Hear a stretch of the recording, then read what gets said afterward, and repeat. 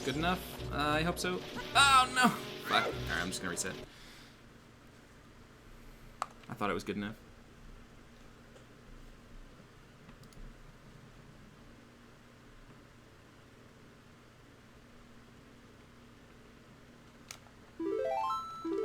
Yeah, ideally, like, when you jump off the treasure chest there, you want to jump far right enough that you only need 2 climbs to the right in order to make it over beyond the boundary.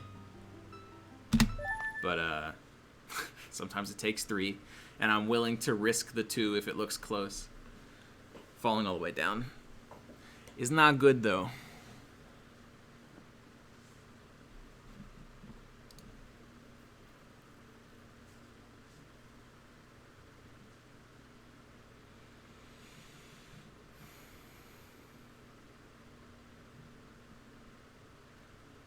Well, Dan, if you're serious about trying to like learn some stuff and you want to mess around more, you should hop in one of the OoT Discords and just ask around.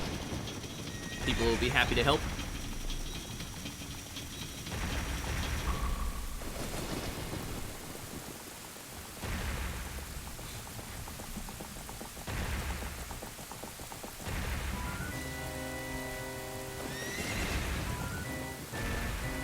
Yeah, I mean, even if you don't, like, do any full-length speedruns, just learning tricks for the hell of it is super fun anyway.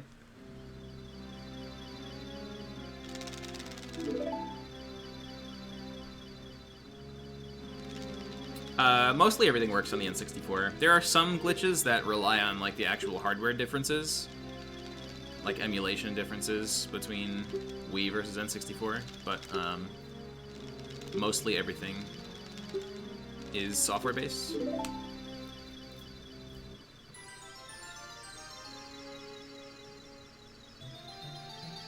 All the basics, anyway.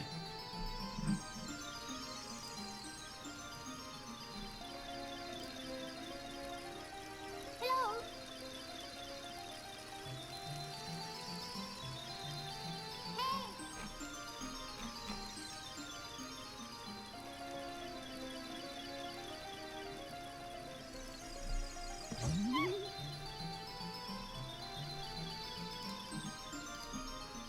Hey, Lake, thanks for good luck. The speed of text is crawling. Yeah, if you're on English. So, like, the rate of the text is exactly the same. It's always just 1 character per frame. But English just has so many more characters per text box that it takes forever.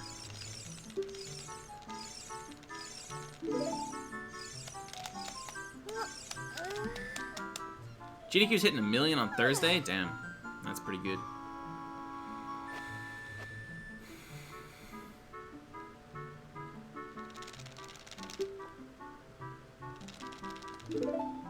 What's up, Buttock Supreme? Thanks for good luck. And welcome, dude. 16.66 elliptic. So yes, basically 17. It's 5/6 the frame rate, like 50 hertz versus 60 hertz power grid.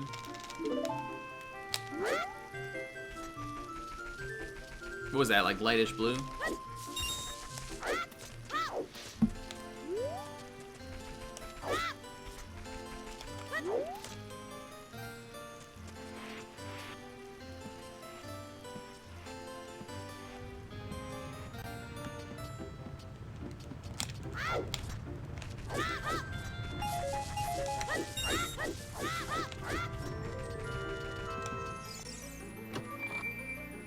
Yeah, we were actually just talking about PAL versus NTSC in the Mario Kart Double Dash Discord today.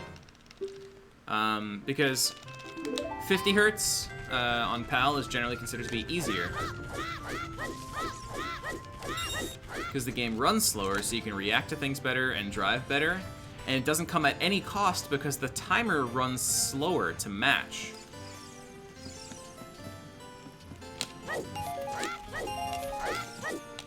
So you're capable of better times because it's easier. And it's generally pretty looked down upon to use 50 hertz to get records. So in fact, every single current Double Dash record is on 60 hertz, the faster and harder version. So if it was measured in real time, 60 hertz would always be the winner.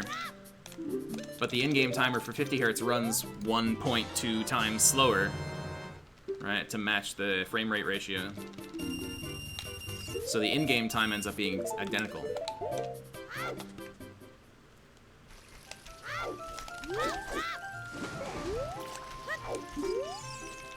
What's up, 70 minus 1? Thanks for good luck. I'm glad you guys are noticing the difference.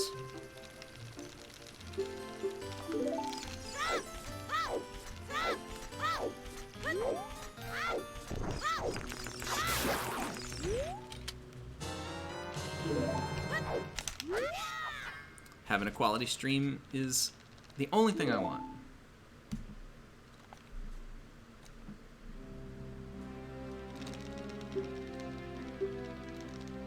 White border on the left and bottom? Oh, you're right, there is one pixel. It's actually light blue. I have a 4:3 reference image on behind my game. And I guess the game must have been moved by a pixel or something. Let's see if we can't fix that. Oh, wow. If I do that, then it's on the other side. I actually sized my game pixel perfect. That's crazy. I'll have to fix it during a cutscene.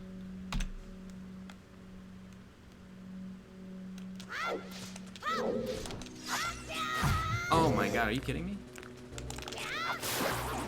That was pathetic and bad. Nice.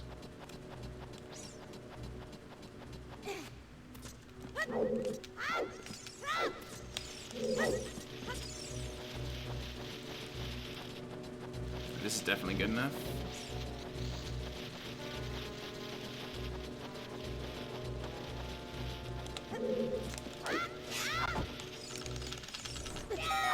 Hey GNS, thanks for good luck.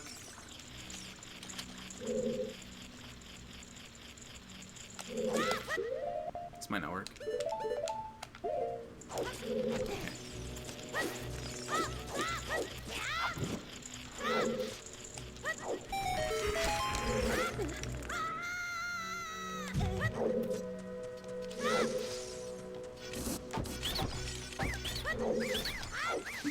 Good.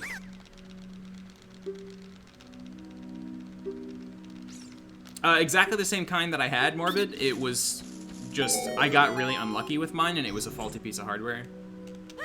So rather than return it and play the lottery again and ask them for a replacement, ZFG was just like, I got this one, and it works well, like it's supposed to. So take it.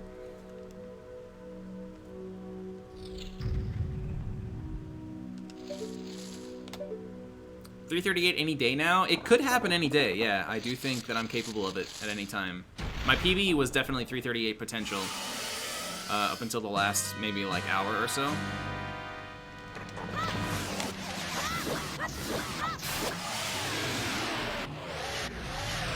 Yeah, I'm not gonna replace it, but I'm gonna return it and get our money back. Elliptic.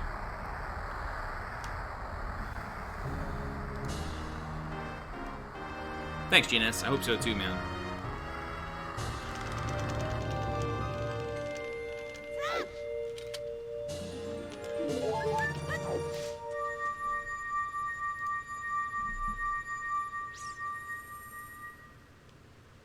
Alright, during this cutscene, I'll fix the the blue pixel on the side. I'm amazed that I actually sized my game pixel perfectly to be exactly one pixel too little. I expected there to be like a little bit of overlap on the top and left that I could just use to cover the blue by moving it down and to the right. But nope.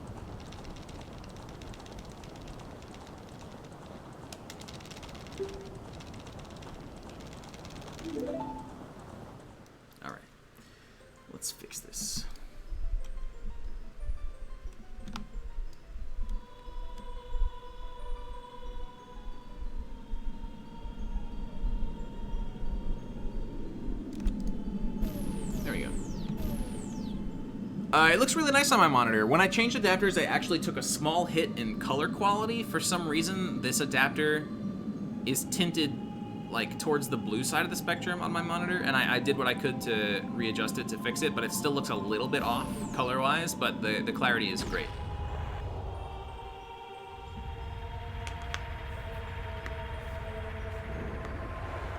So, there's two parts to every speedrun category definition, Jedi. There are goals and there are restrictions. Glitchless describes the restrictions. It tells me what I can and can't use in pursuit of the goal.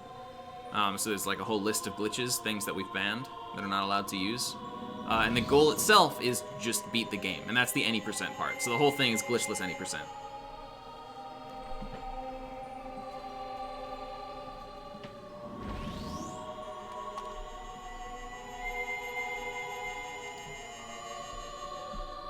Yeah, GNS, that was really cool. Having less than 1 second and still making it.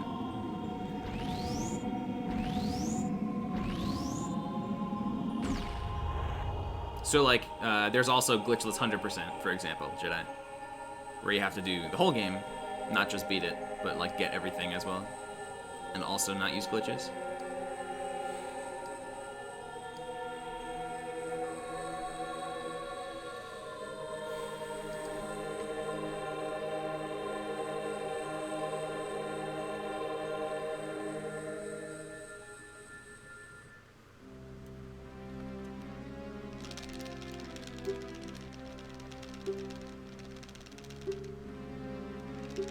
My PB is 339.47, right there on the splits where it says Ganon.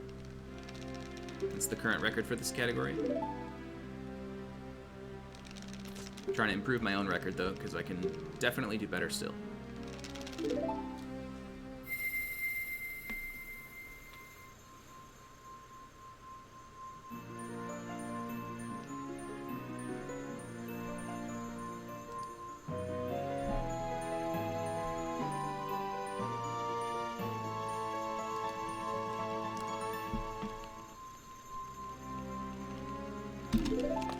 Alrighty, 12:08, not too bad. I got hit by the Baba at the beginning. That's like a 3-second loss.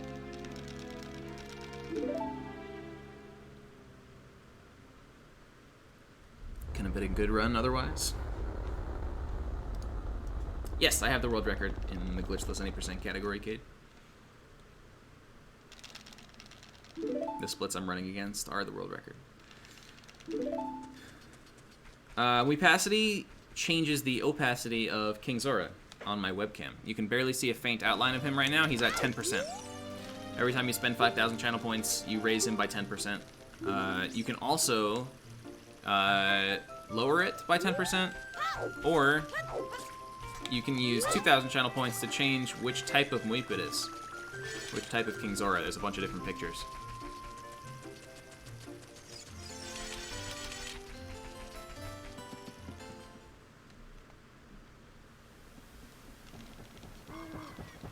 No, Chromium, I have the record. 339.47 is the current record. I beat Chef Bear last week.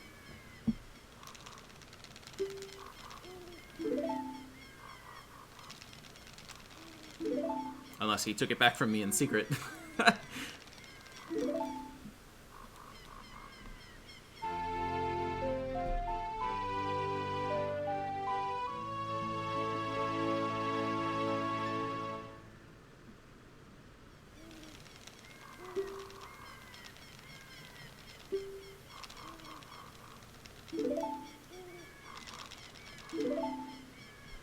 Dude, thank you so much for the 4-month sub, GNS. Appreciate that, man.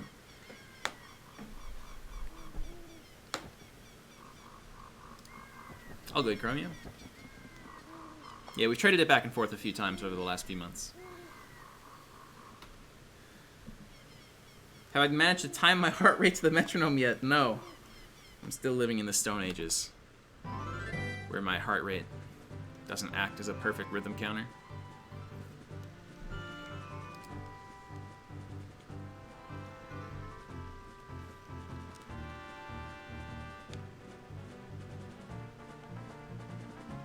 You know, I never really got into Smash, which is surprising because There seems to be a really, really big overlap between speedrunners and people who love Smash.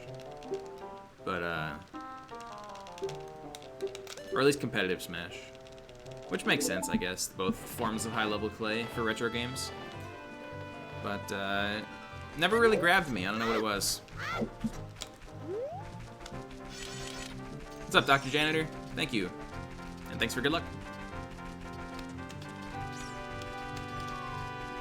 I think my problem with Smash is that my first exposure to it was when the only people that I could play with at the time were people that had already been playing it for years, because I just never had it as a kid. And so it was just like, I was like, it's not worth investing the time to try to play with these people because they're just gonna kick my butt every time. And I never really saw it as like a solo venture either.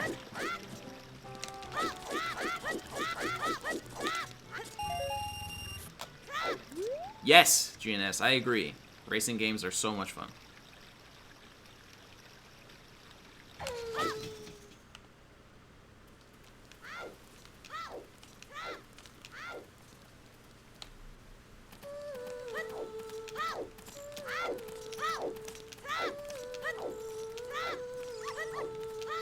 I posted a video in my Discord just before I started streaming of a cool new skip that just got found in Double Dash, a brand new shortcut. The concept for which has been around forever, but it was just proven to be possible. I'll post the video in chat in a little bit. You guys can check it out while I'm talking to Zelda. Dino Dino Jungle. It's a huge skip too. It's a pretty cool one.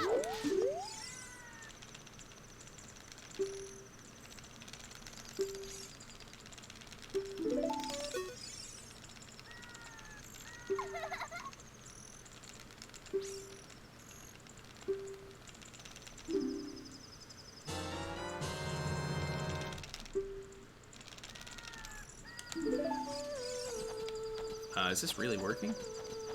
I was fully prepared to have to grab these vines again, but I guess that's fine.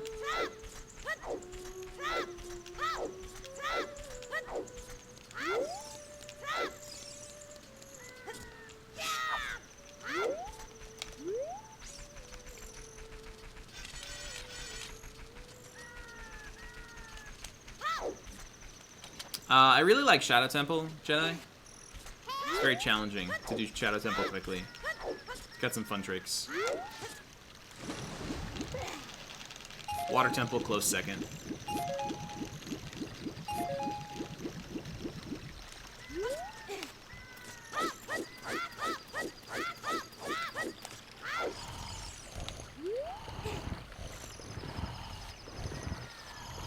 Changes from run to run, of course.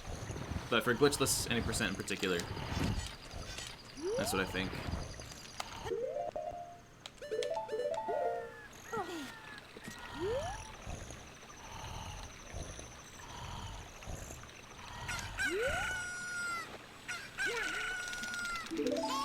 Alright, let's not get caught by guards, please. I did push the box forward today, Rev. That was a weird brain fart.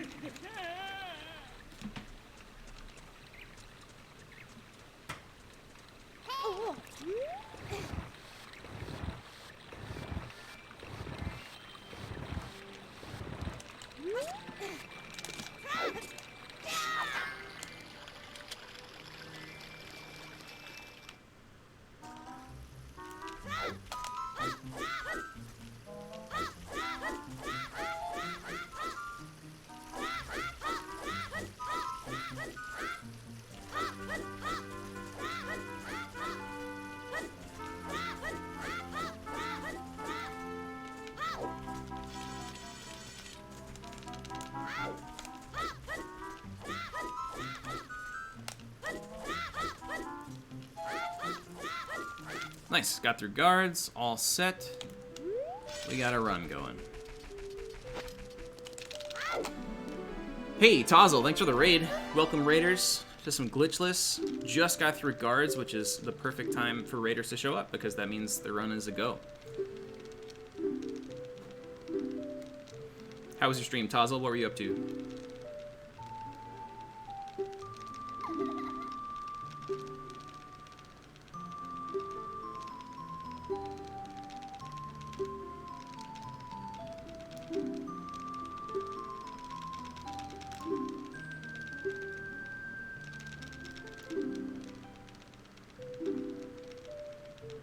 PB, congrats. That's awesome.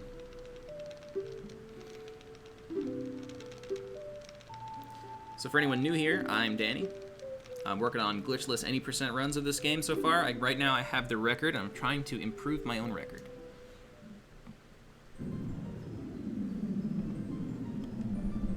Yes, I got the Double Dash video link coming right up. Just before you guys got here, Raiders, I was talking about the cool new thing that got found in Double Dash, which is the other game that I play a lot. And here it is. I'm posting it in chat right now.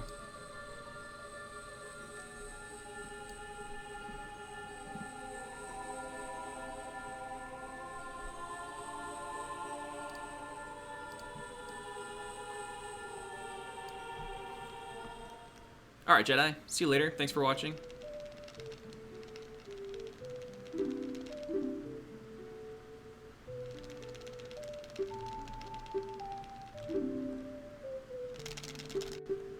Yeah, like, the concept of hitting void planes to skip to other sections of tracks is, like, very old, and it's already used in, like, the classic shortcut on Waluigi Stadium.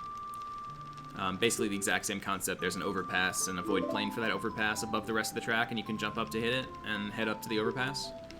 But this one was just so high up there that it was never possible to hit until now. I don't really know the mechanics behind getting that big-ass jump off the chain chomp, but it's pretty sick. No, not really, and the problem is that in time trials, the only tools you have available to you are the 2 mushrooms you get for each time trial run. So you can only do that strat in Grand Prix when you're racing against other people. And then it would be a randomized item as well to get a chomp. You have to be like in last place or something.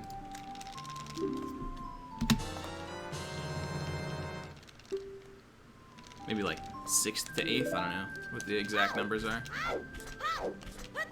Yeah, definitely really cool for a TAS. I guess you'd probably only be able to do it at the very start of the run. You just like intentionally sandbag the first couple of seconds so that the rest of the racers get out ahead of you, and then grab an item block and just do that right away and save like 30 seconds.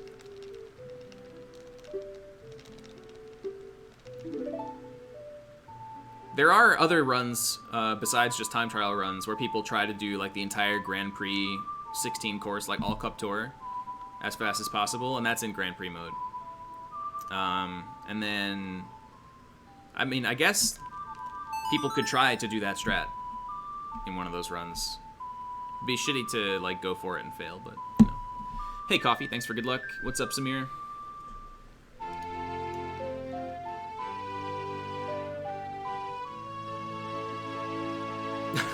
That's a good idea, Morbid. I should do that. I don't want to, like, I wouldn't want people to only be able to use that emote when they want to count a bonk, though.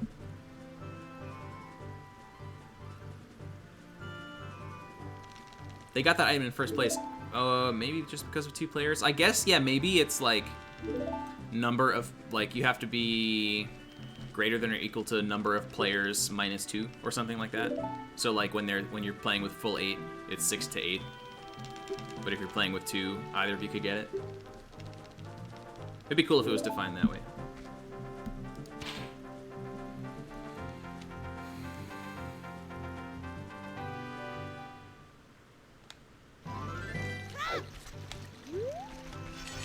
A speedrun equivalent of break a leg. I've seen people saying good skill lately because Safe State has an emote. He actually has 2 emotes. Good luck, a good luck emote, an and emote, and a good skill emote. So he just types all 3 emotes in sequence, good luck and good skill, which I like.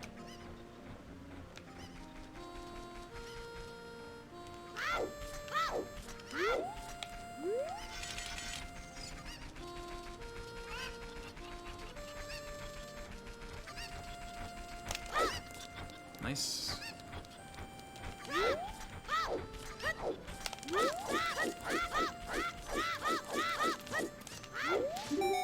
What's up, Jibs? How's it going? Sounds like a nice way of saying don't choke.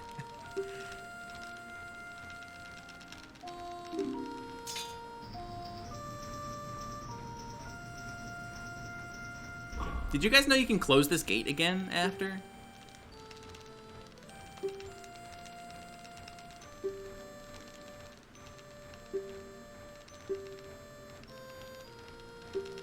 Yeah, I think if you come back after you do the mask trade quest and like all the masks are available for renting, if that guy is wearing the Keaton mask and you go talk to him with another Keaton mask, I think is what happens, he'll close the gate again. I don't know what he says, though.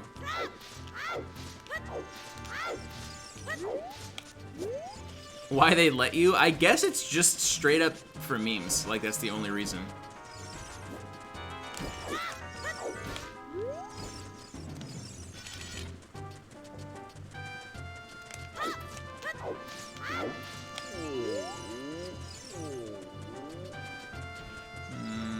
I'm gonna stick to the wall. Didn't really like that angle.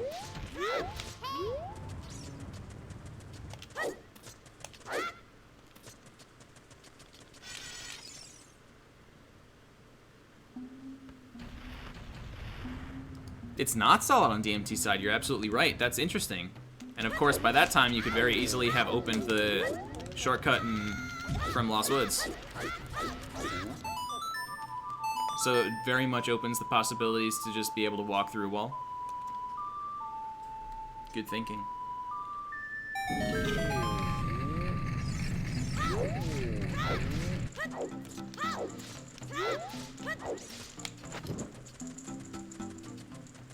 Oh yeah, good question, GNS.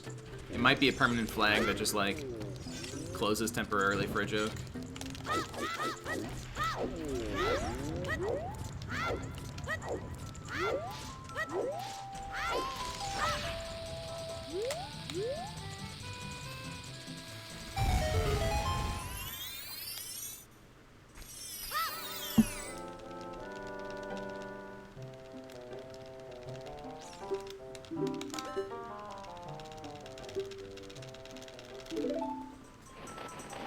What's up, Noble? Thanks for good luck, man.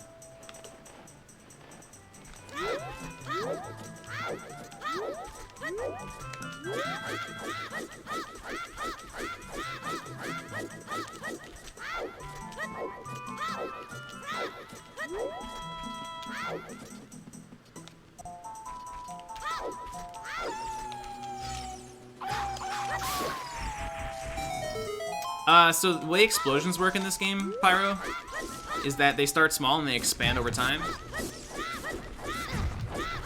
But weirdly enough, the way that boulders check for explosions is just their existence within a certain range. So the moment the explosion spawns, the boulder detects it and just explodes regardless of whether the explosion is actually overlapping it yet.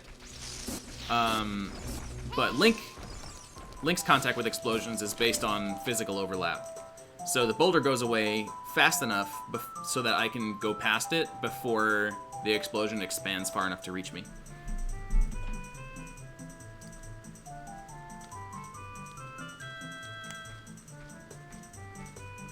Yeah, it's weird. I don't know why they made boulders be like remote bomb detectors instead of just overlapping the hitboxes and triggering an explosion like that, because that's how most things work.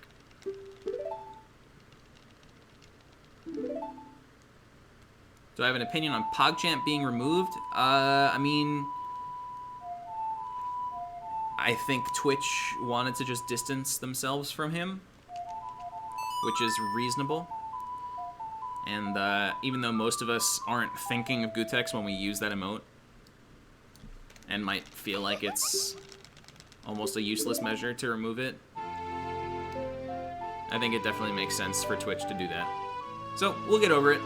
New emotes will come in their place, and we'll enjoy using those.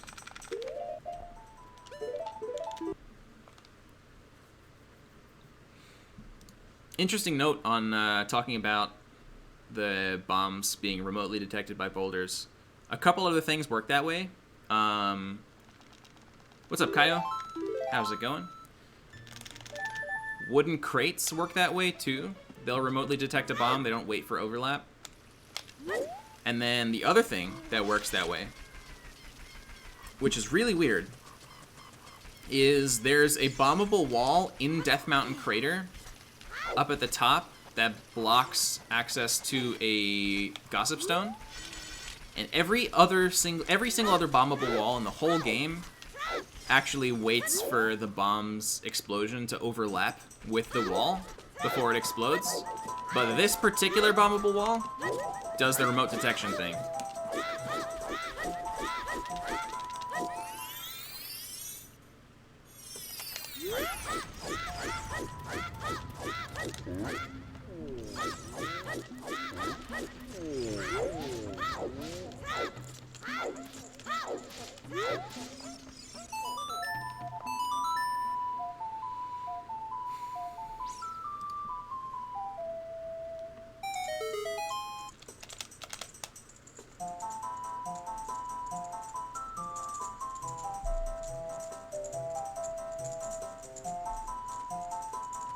Yeah, this came up just kind of recently when I asked some people for help in figuring out why blowing up the Zora's River boulders is so fucking annoying.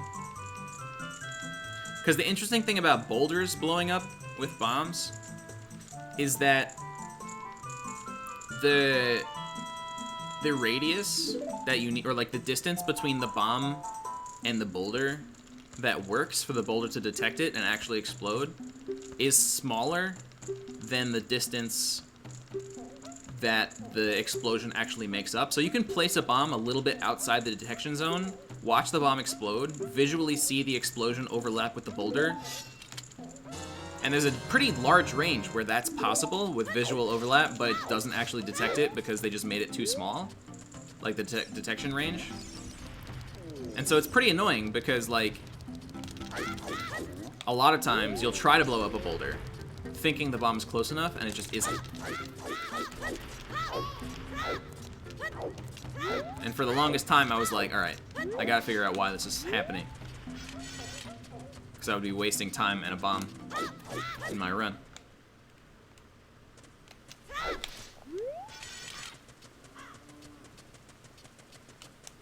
Yeah, that's exactly the spot that I'm talking about, Dan. That's the spot that causes so much pain and suffering. It's especially bad there because when you throw a bomb at those boulders, the boulders are so close to each other that often what happens is the bomb can touch two of them at the same time, like enter their area of effect two at a time. And then the knockback that the bomb gets to like move away from the boulders is additive. And so if it hits two boulders at once, it gets pushed back twice as far. And then it's almost certainly out of range of explosion. So you have to be careful to like throw it in a spot where if it touches a boulder at all, instead of just landing right in front of one, it's only touching one boulder and not two.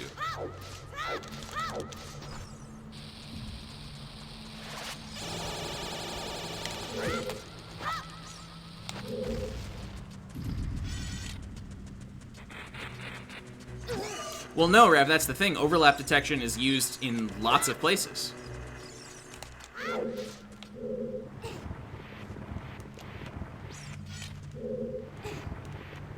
It's only for boulders, crates, and that one wall in Death Mountain Crater that they used remote detection.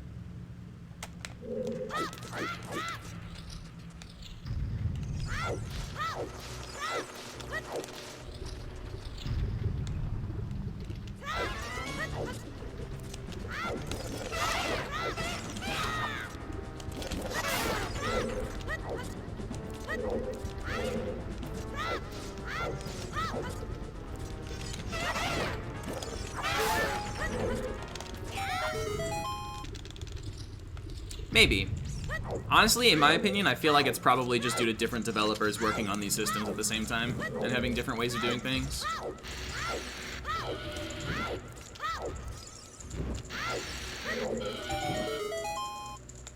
Alright, Tazzle. Thanks for the raid again, and thanks for good luck.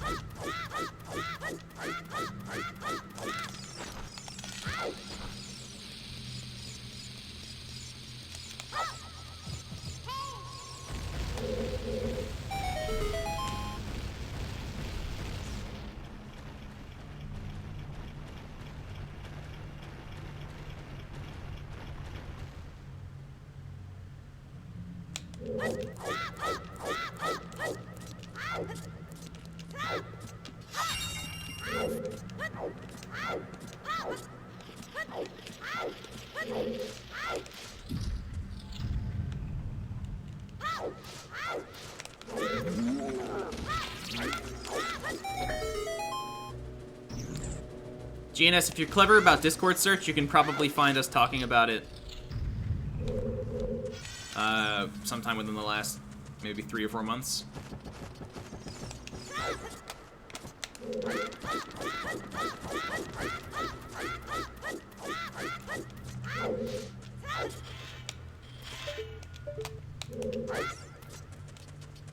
Ah.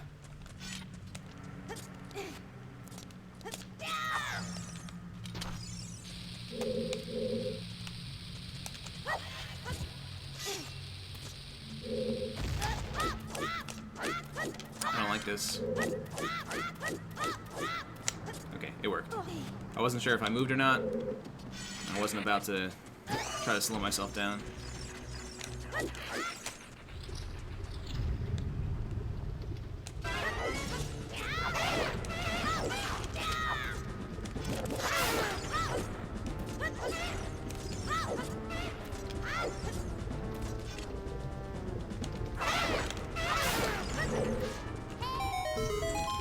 Alright, let's go. Hard strat, please.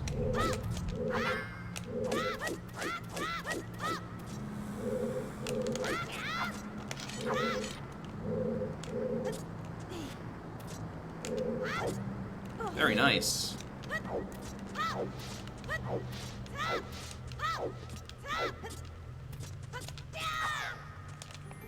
Good split.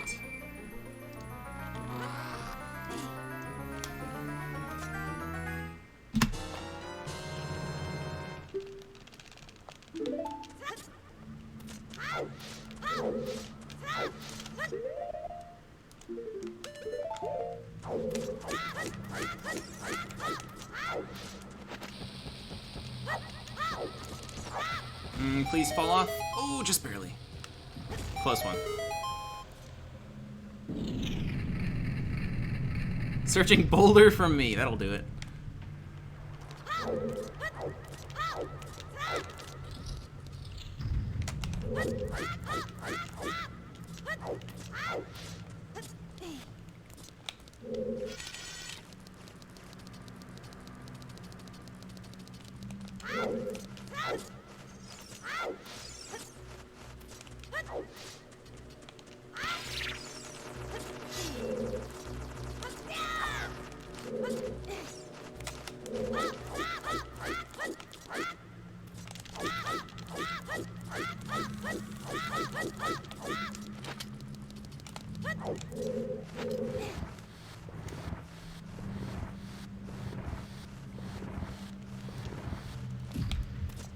Ah, grab.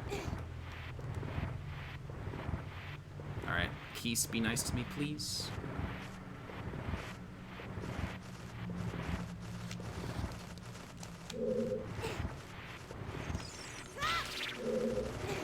That other Keys is to the side of me. He's way above, though. We're good.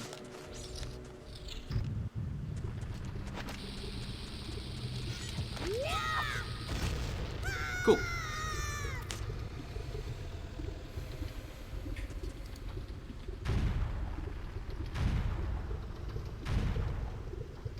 Pretty decent run so far.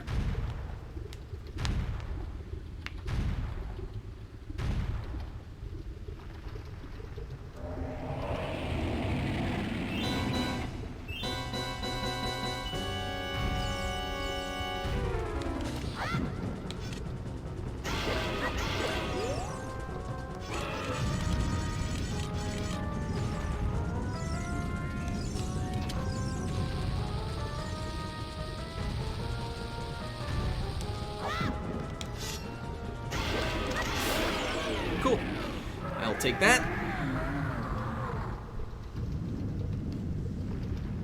Nice, Dave. The perfect time.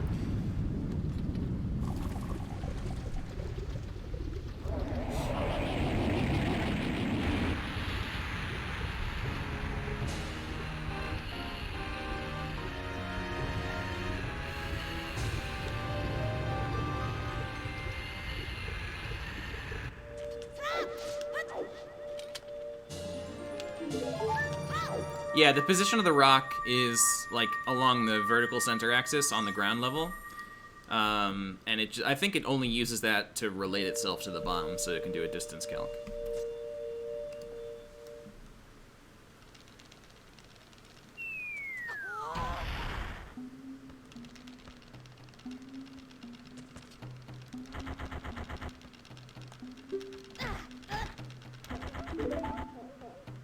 Yeah, it's a pretty weird decision to use a distance calc from the bottom middle of the boulder, and then to have the distance be so small that the explosion can literally overlap it by a lot, and then just not do anything. I don't know why they would do it that way, but whatever.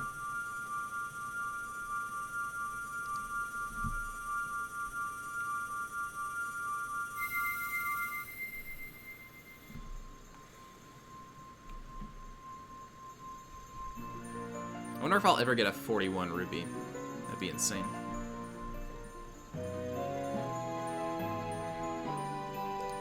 Yeah, Shane. I run basically everything this game has to offer. I had the any percent world record for most of 2020.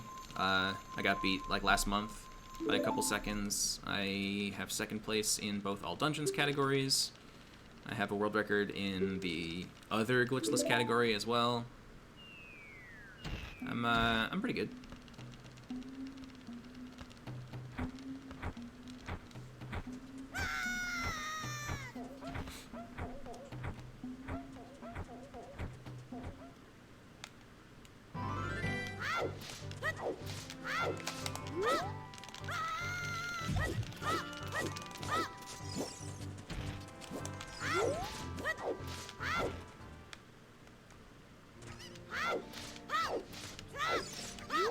The one that blocks the path to like upper Death Mountain Trail, like when you're climbing that big slope near the flagpole.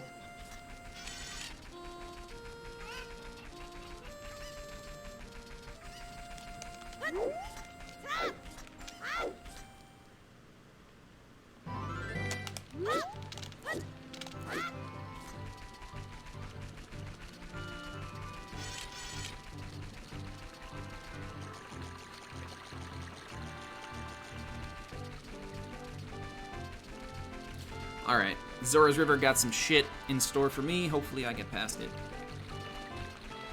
Speaking of boulders, here we go.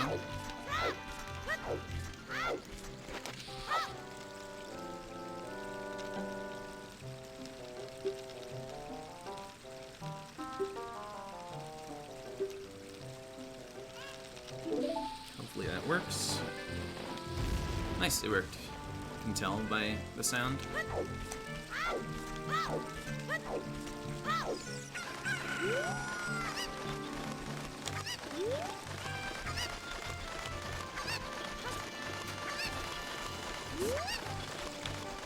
Okay, hopefully this works too.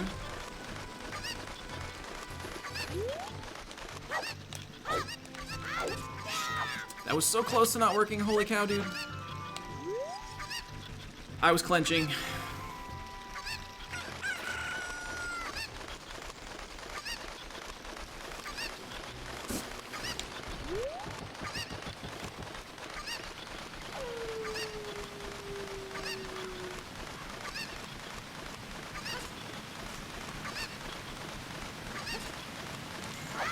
Good.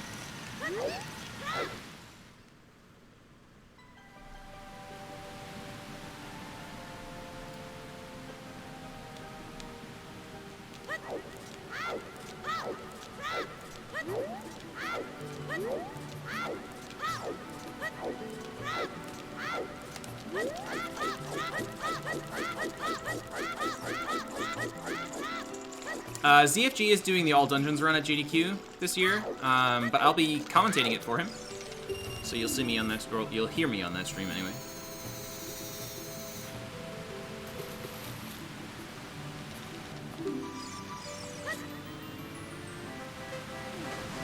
Nice, got it. I don't think I was going to be able to get all 3 of those in one dive, so it's good that I got one of them. I can't do this, can I? That would be insane. Come on. Oh, so close.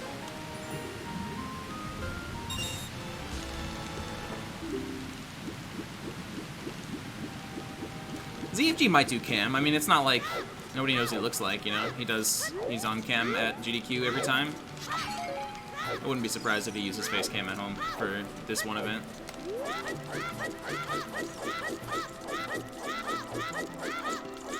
Yeah, this is versus balance splits right now.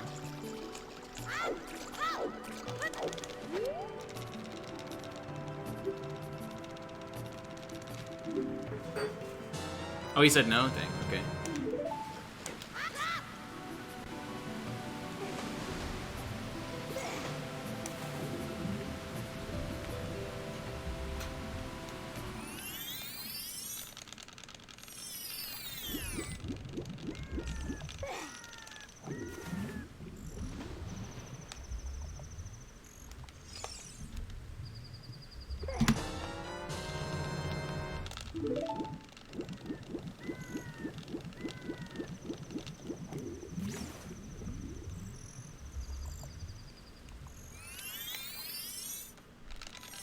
Not a lot of gold splits, Dr. Janitor, but a lot of splits that were very close to gold.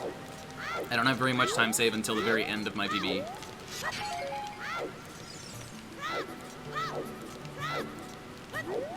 I think I had 2 gold splits.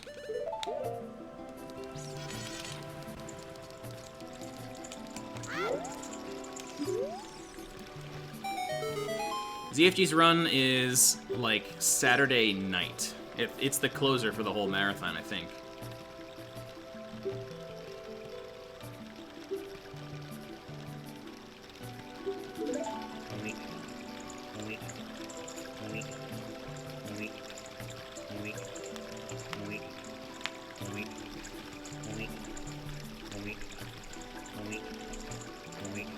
Dude, this run is good. It's looking good.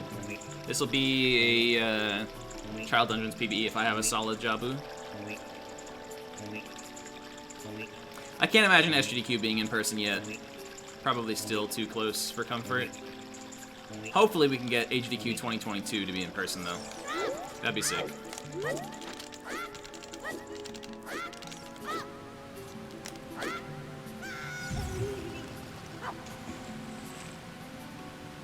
Yeah, very tough start to run against. The fact that I'm green right now is a very good sign, because this is where my PB really shined. Shown?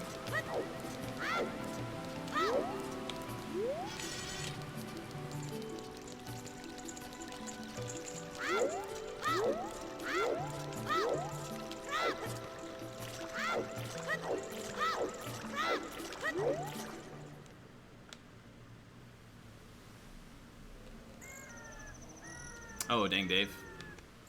Stay safe, dude. Hope your bandmate gets better soon. What's up, McNutt the Hut? How's it going?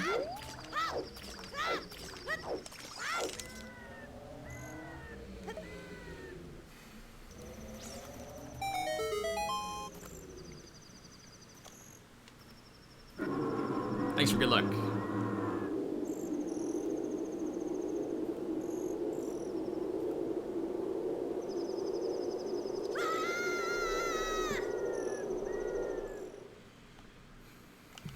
Dang, GNS. Yeah, the US just had its worst day yesterday, I think, so far, the pandemic.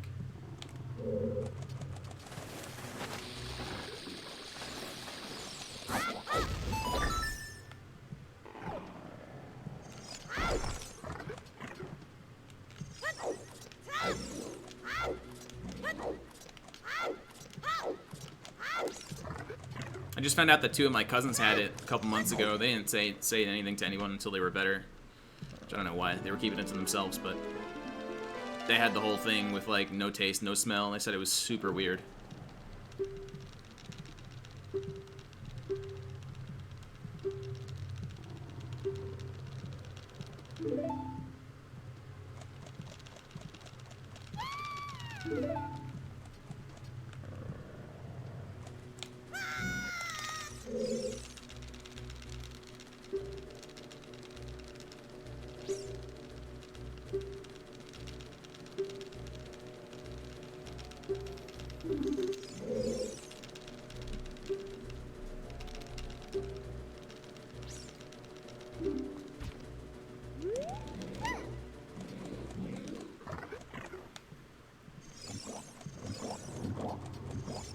Yeah, I read a little bit about that new strain. It made its way to New York too, or the US anyway.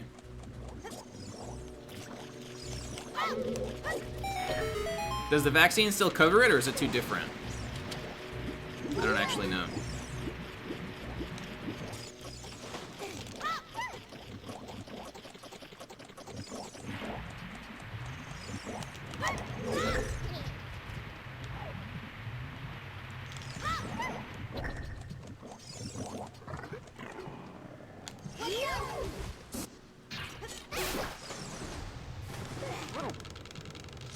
Hey, the bomb drop, finally. It's been ages.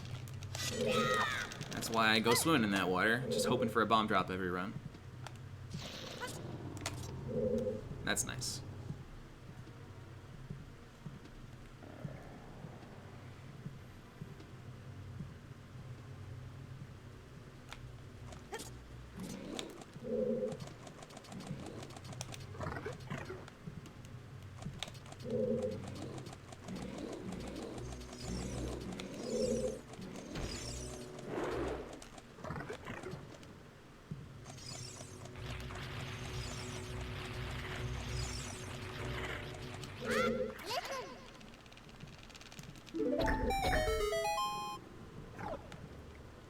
California is really bad right now.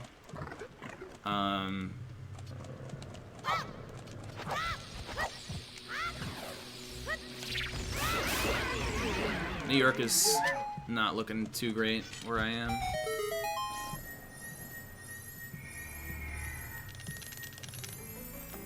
I heard LA is like straight out of ICU units.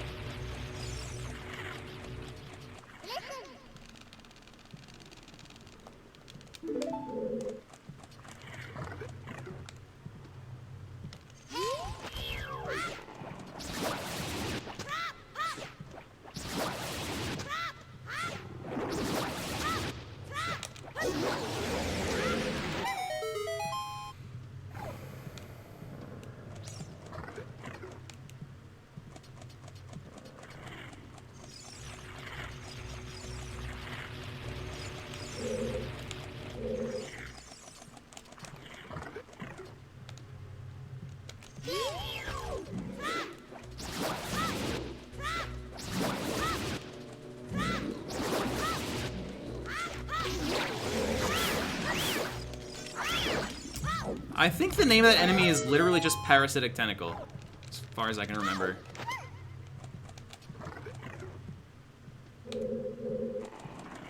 Like they didn't give it a special name.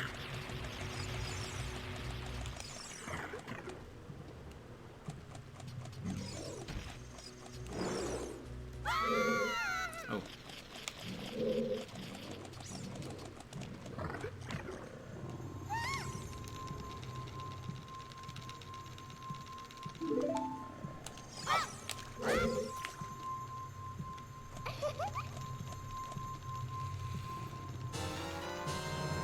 Not 104, down to 105.1 now though, Chris.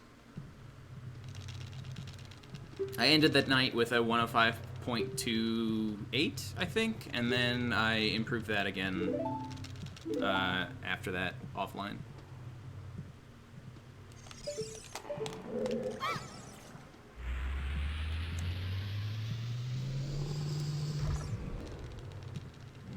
Could be Chromium. Yeah, pretty good pace, for sure.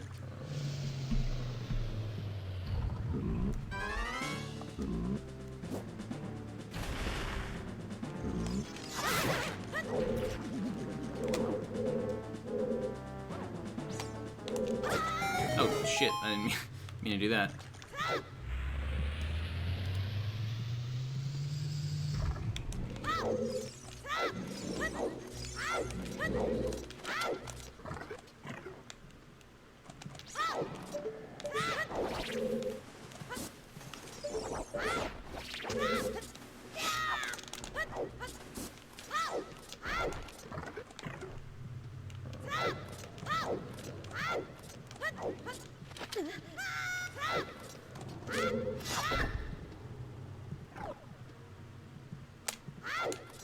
What's up, STN? Run's going good.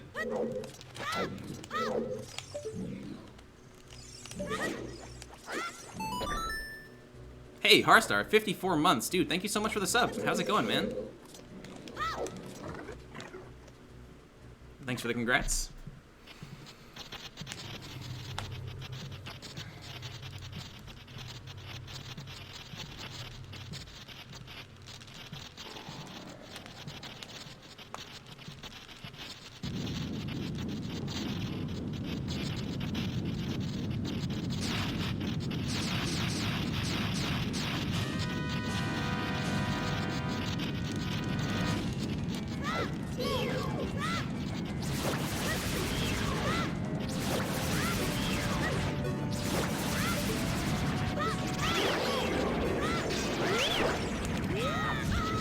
What? What the heck? This didn't break my stick.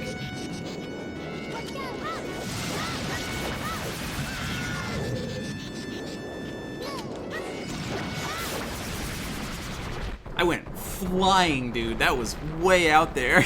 I wasn't expecting that. I guess Baronite's hitbox is a little bit bigger than it looks.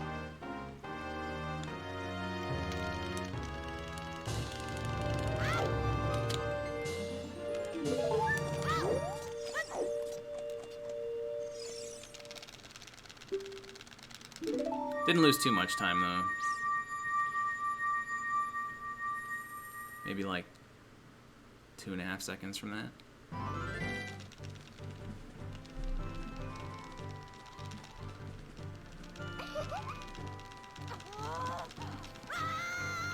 You and that boss have a lot in common? Let's see. You're hooked via tentacle to your ceiling. You're covered in electrified jellyfish. You shoot lightning bolts at anyone who enters the room. You get stunned when you're smacked with a boomerang.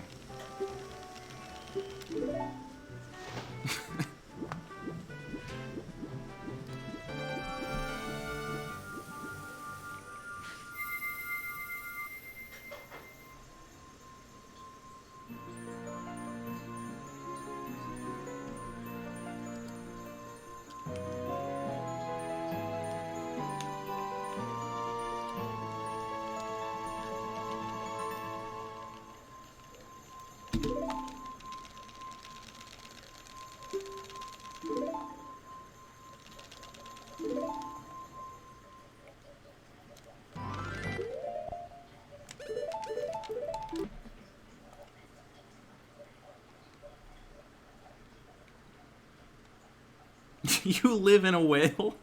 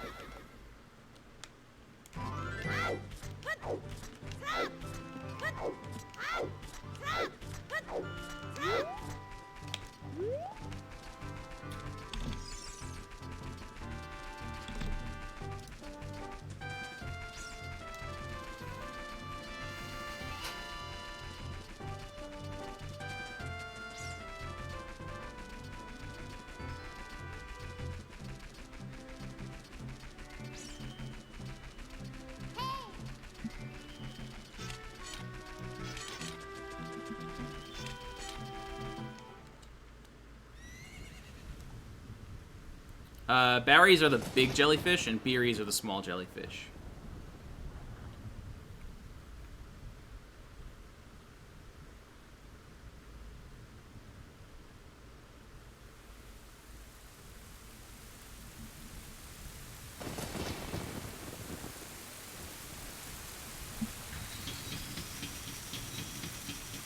The worm things are called tailsporan. Hey, Sonnen, thanks for good luck.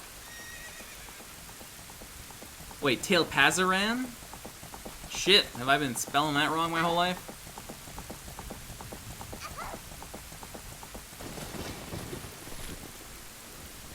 I removed a syllable. And I call myself a player of this game. I don't even know tailpazaran.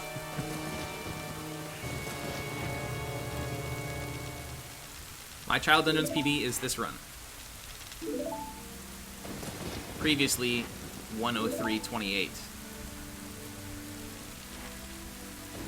Now it will probably be, if I get Ocarina on my first dive here, it'll be 103.21 or 22.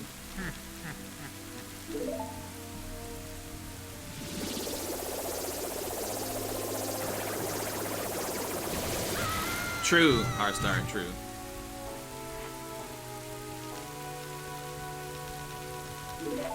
We call them little fuckers. That's a more apt name. IMO.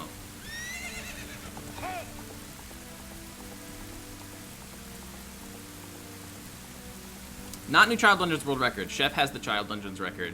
103.18 is his record, which I will be missing by a small amount here.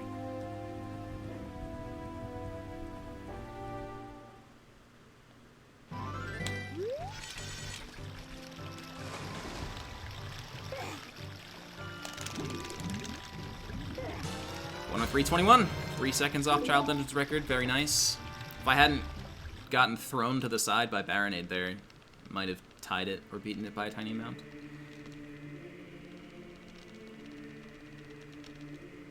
Yeah, really, really nice run. Only 34 seconds off my summer best. Still 3:36 pace.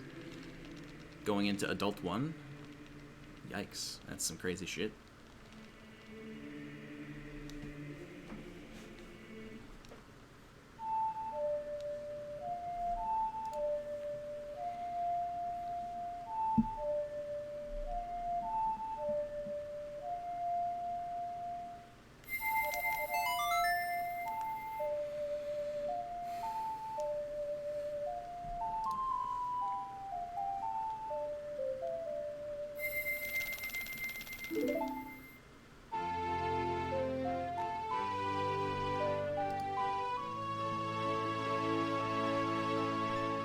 I feel like Barries and Tailpassarans must be very simple enemies. Elliptic.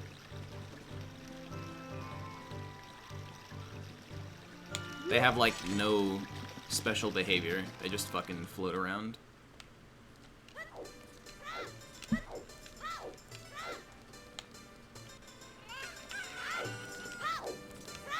The most interesting they can do is shock you.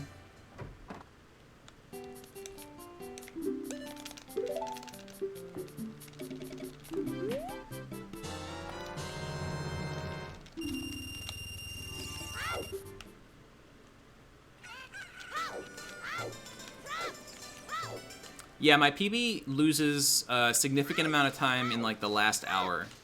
And until then, it was very good. So the fact that I'm ahead at all right now is fantastic.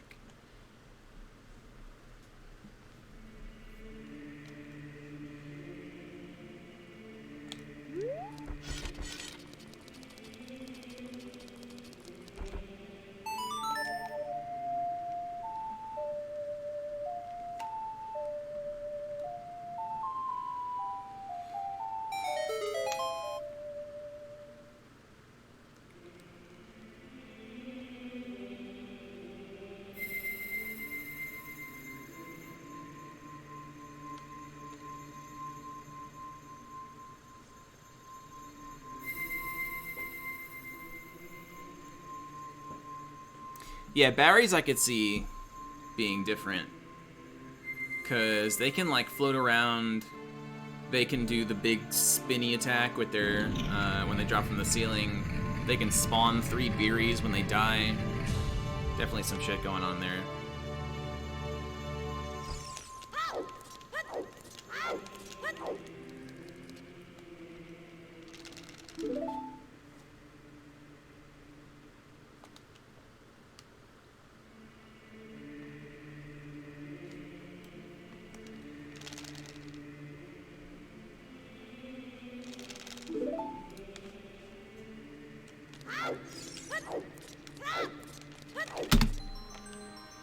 $106.49.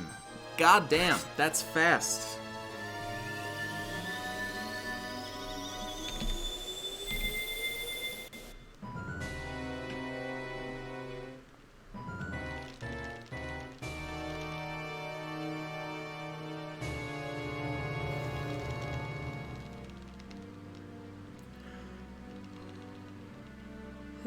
Excuse me. No, I'm not sleepy. I'm not allowed to be sleepy on this run. Wake up. I have to be focused, laser focused for only 2.5 more hours.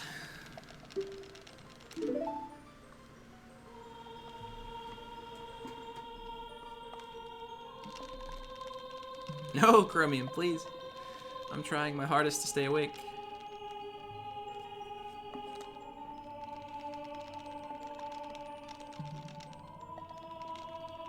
It's been a long week, man. First week back to work after 2 weeks off.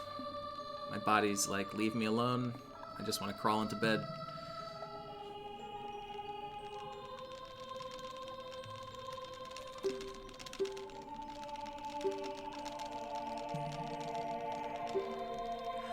No, why am I yawning? You groomed dogs for 10 hours straight. As fun as that sounds, it also sounds very, very tiring.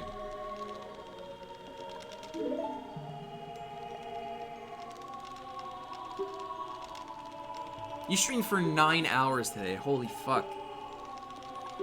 Listen, I'm just a boomer who has a bedtime, okay?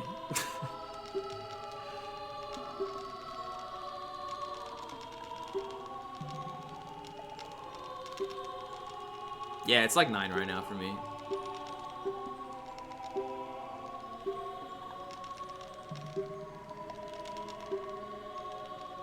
The longest stream I've ever done is right around 16 or 17 hours. It was supposed to be a 24-hour stream. And let me tell you, I just passed the fuck right out on stream. I was sleeping on stream in the middle of playing video games. I was just like, nope, lights out. So I ended it there.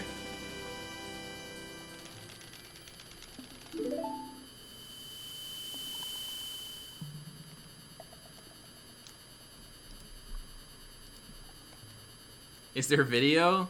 I probably still have the recording somewhere. I don't think I highlighted it or anything. It's from like 5 years ago.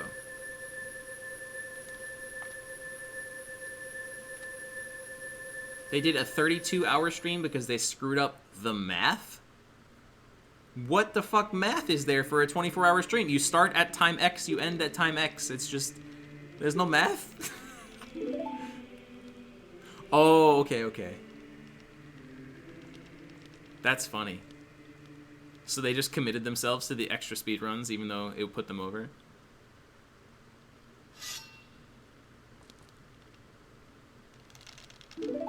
No, Backpack. Though I did stream a lot of Breath of the Wild. In Breath of the Wild, the first week that it was out, I took a week off of work, and I just streamed Breath of the Wild. Every single day, all day. I streamed like 100 hours in the first week or so. It was a lot. It was a lot.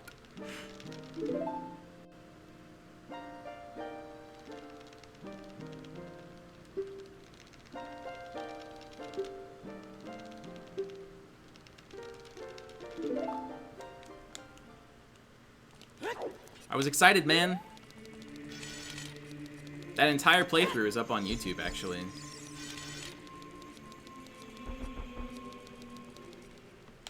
I'm a web developer. I wasn't back then, though. Back then, I was doing electrical engineering stuff.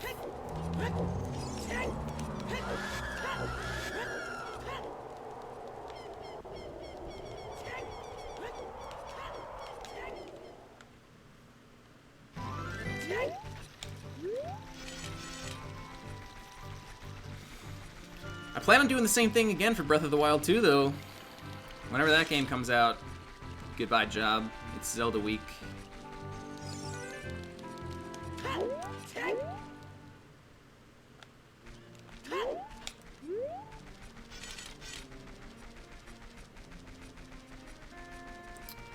So we're building an app that uses C# on the back end. We got some Python and the data layer in the middle. We're using Angular, TypeScript on the front end.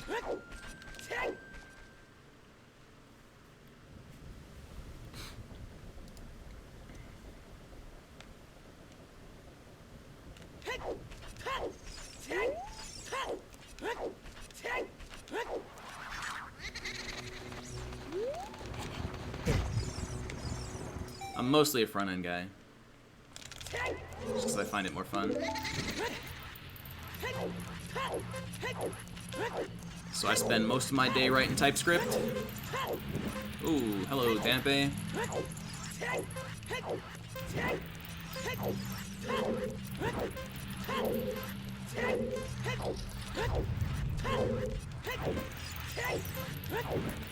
Come on. What's up, Limp? How's it going?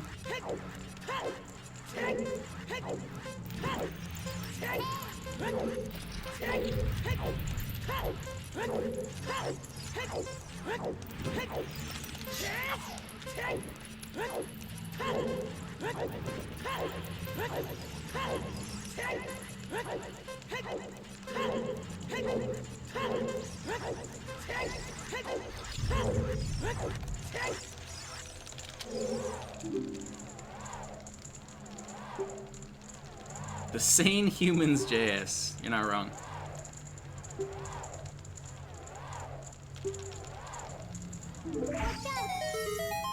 It's a web app, Butter.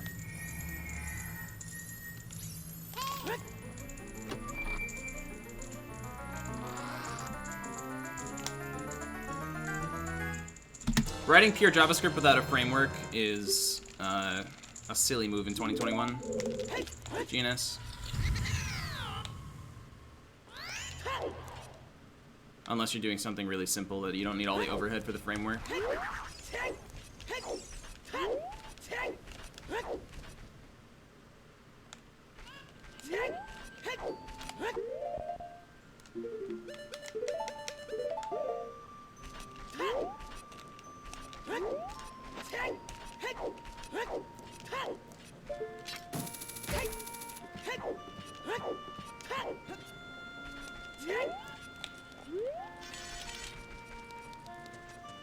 Without duping? I'm not sure what you mean by duping in this case.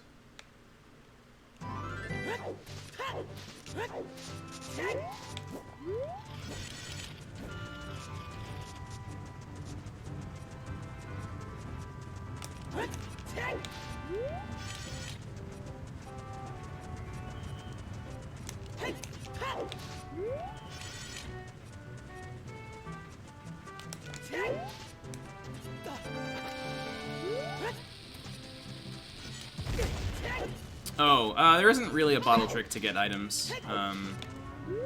Unless you're talking about reverse bottle adventure, which just writes bottles into your inventory, really. But the long shot can be acquired without hookshot. If you can get through Water Temple without hookshot, it requires like a bunch of bomb hovers and shit to get through some of those rooms. Not in Glitchless though.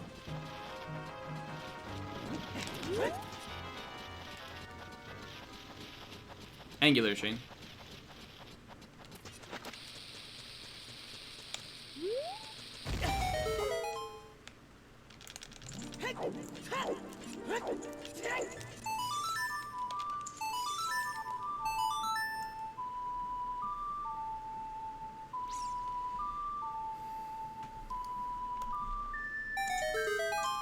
Yeah, probably Python for something like that, Selenic. I agree with Hal.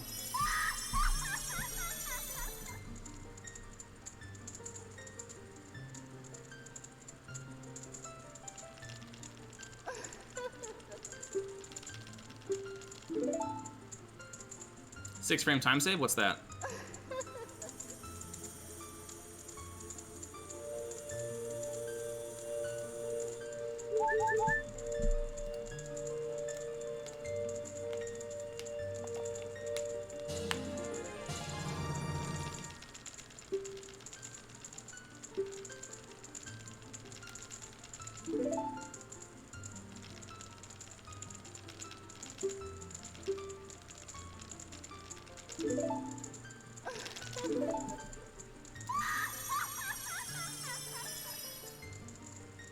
What's up, Tom Machine? Thanks for good luck.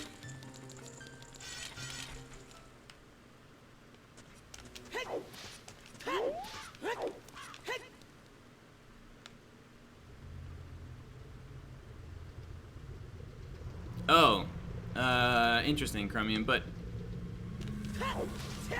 hold on.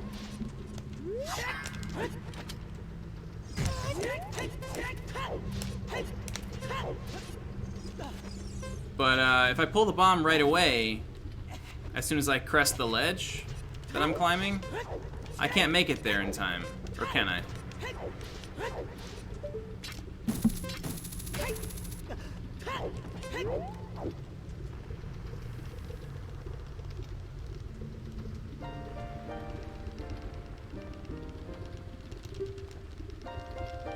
The scary thing about the centers, or about the edges there, is that, like, the boundary walls can stop you from moving really easily. I'll have to practice it. But I believe it.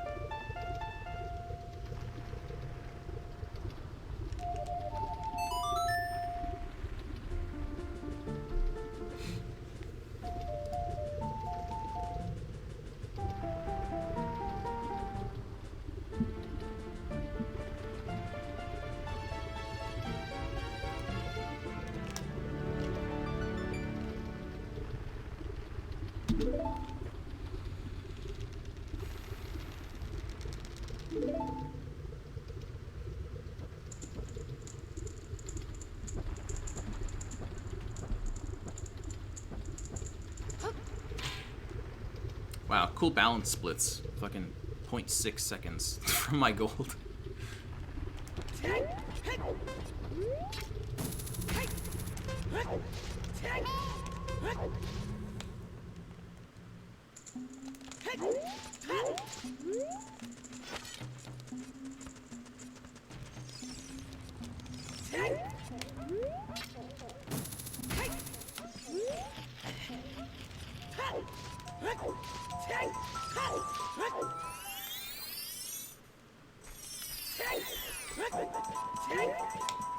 Bolero Flame in what, Japanese? I didn't know that, that's cool.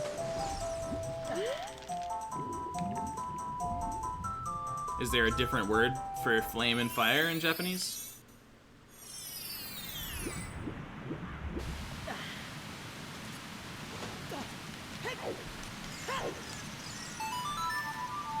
Hey, Nala, thanks.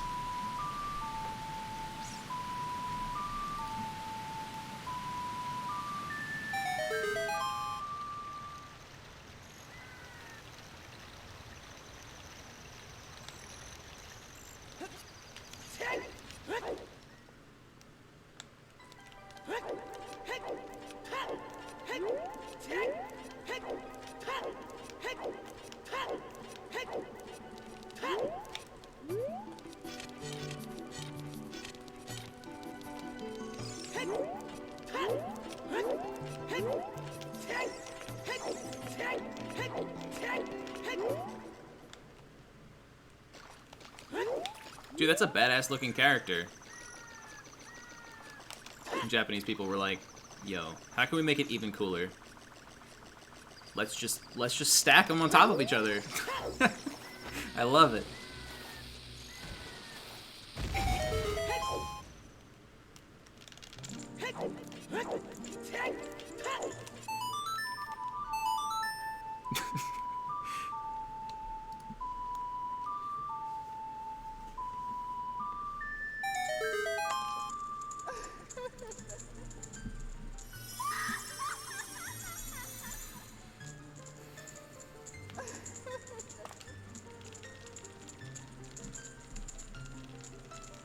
forest is 3 trees? Dude, I love this.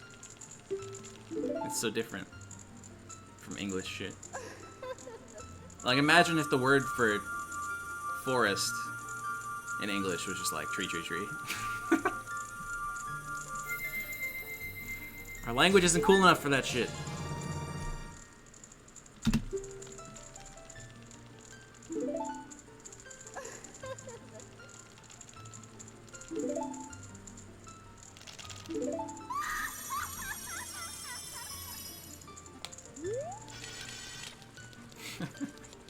Oh, sorry, Rav, I didn't see.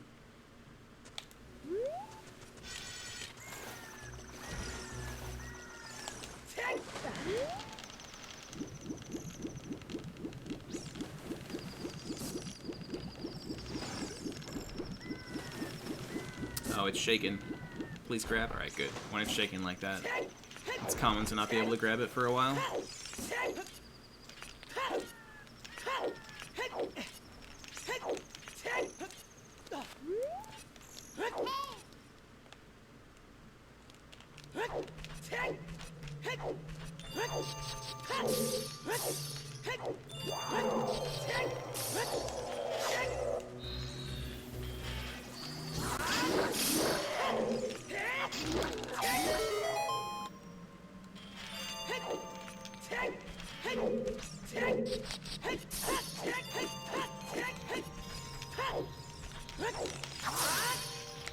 Nope, give me that.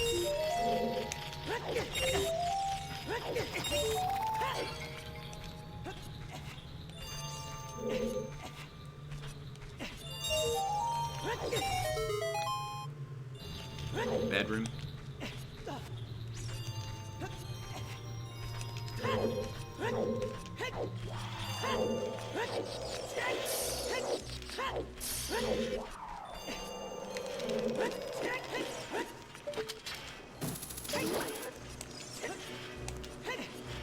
Dang.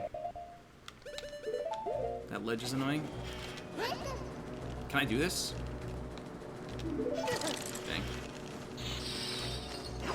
Tried to turn around just in time. I don't even know if that one was possible though.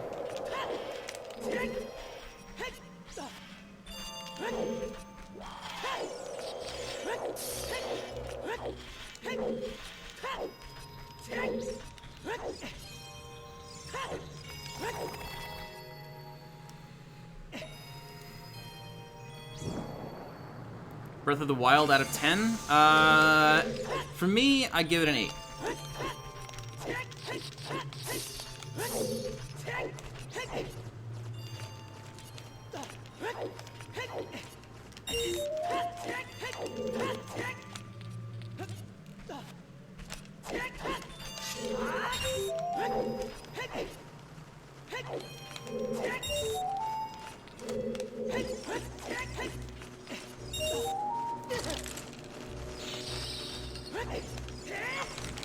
Oh, he just left. Okay. He left so he can bother me more. Go away. Nobody likes you.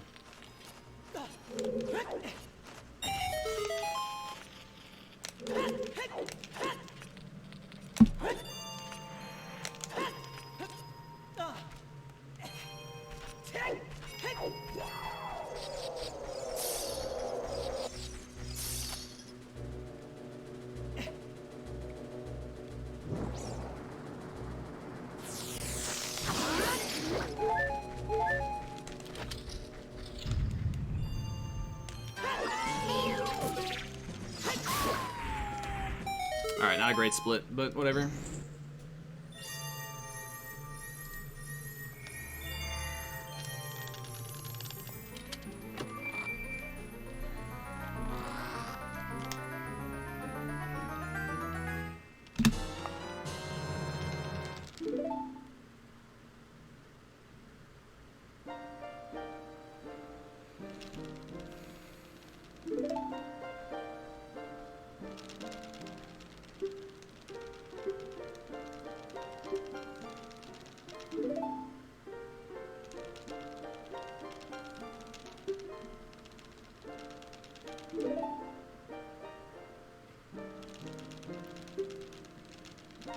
Yeah, it's weird. Like, this is supposed to be, you know, just before your third adult dungeon. You're like 2/3 of the way done with the whole game, plot-wise, at this point. And they're like, you want these iron boots? You're gonna have to get through this Wolfos.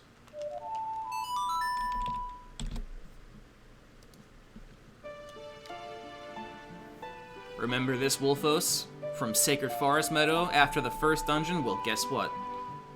Now he's bigger and behaves exactly the same.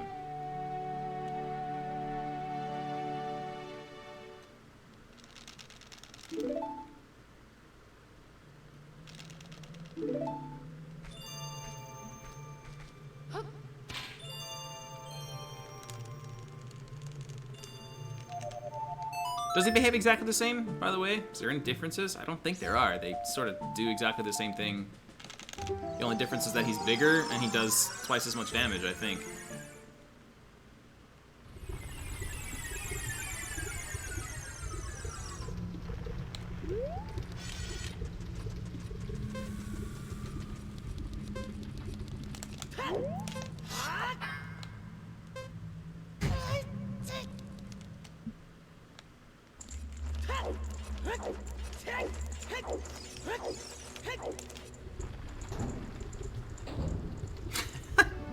That'd be a great bait, though, GNS, if they did that, and then you pop the bubble, and then it looks like things are great, and then, like, 100 of them show up.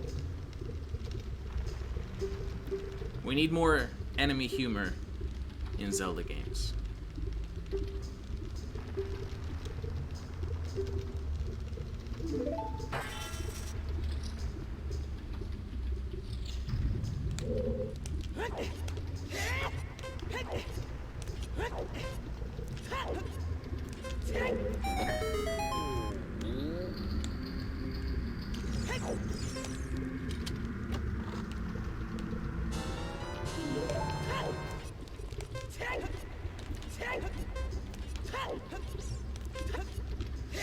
Yeah, the war fight is so much fun in MM. It's so cool.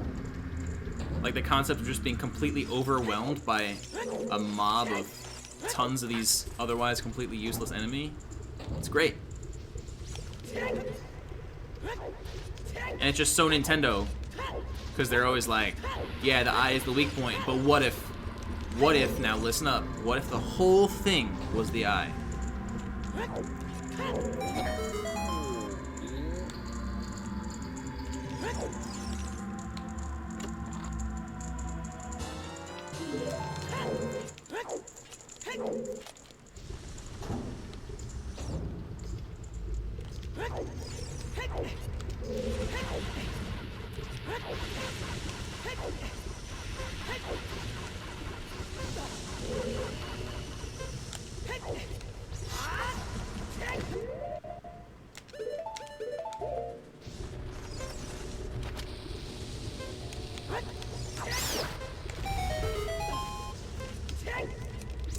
Hate that I constantly have to turn around to kill that guy, otherwise he's gonna damage me on the way up and ruin the run.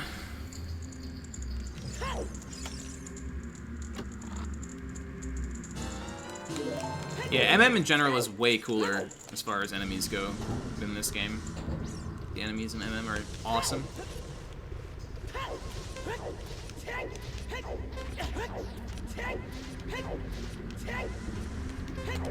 As are the dungeons, I think.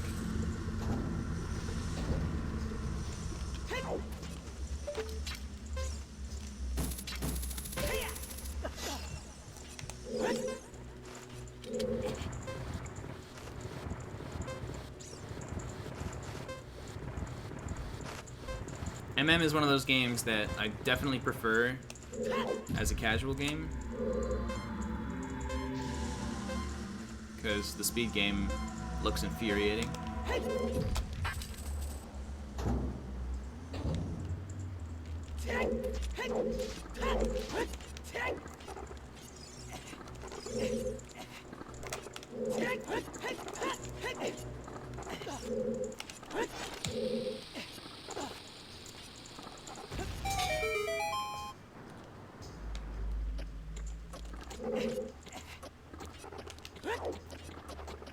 Like, don't get me wrong, I love watching the runs, but they just look very hard and not in like the fun kind of challenge way, in my opinion.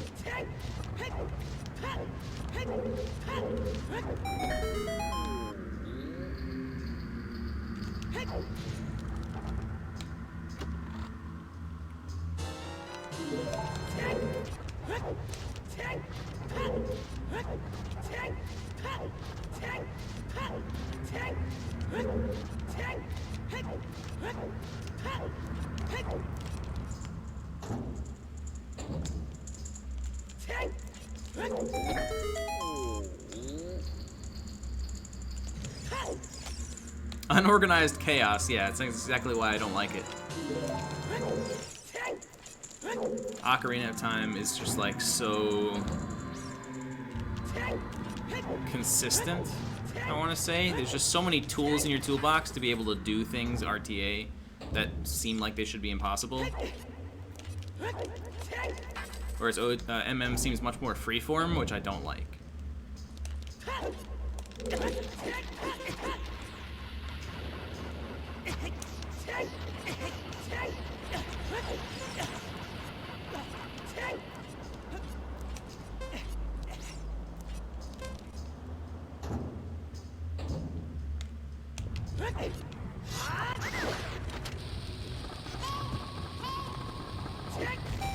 Hey, Royal, thank you.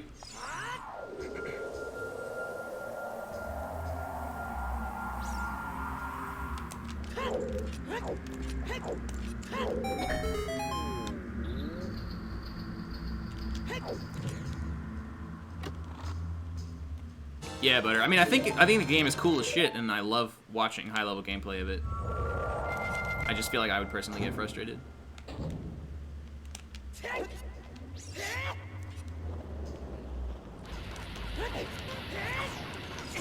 Damn.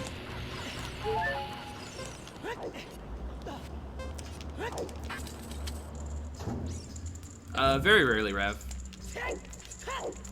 I haven't done it in years.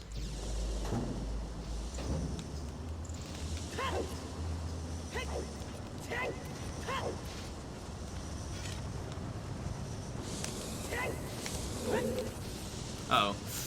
Yep, I saw that coming. Sucks.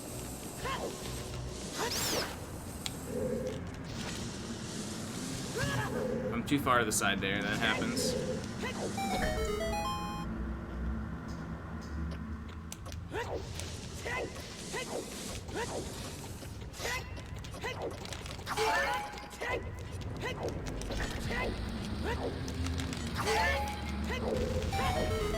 So my health is awful right now. I don't get a heart from the keys downstairs.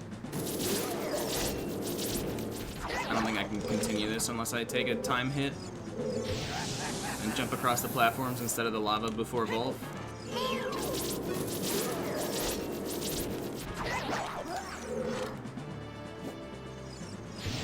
It's a bad split. Definitely the worst split of the run so far.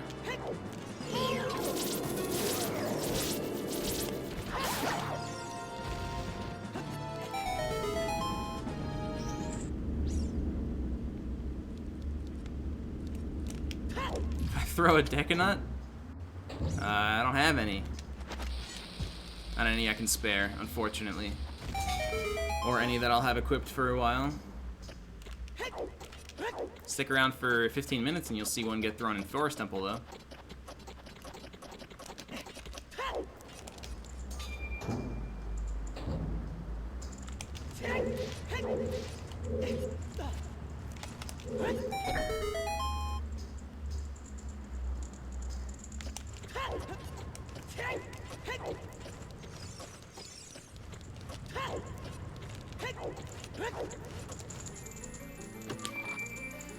It's a lot harder, Consultant, yeah. There's a couple little mistakes I made are enough to bring my health down to RNG at this point. If I don't get Keys health, then I am screwed out of like 5 seconds.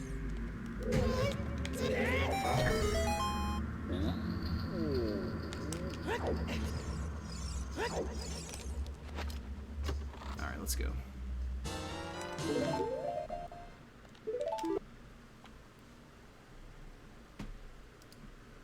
Cutscene dive at diving game? Probably not, because the rupees don't end up like right below the ledge of the waterfall. They're like pretty far out there.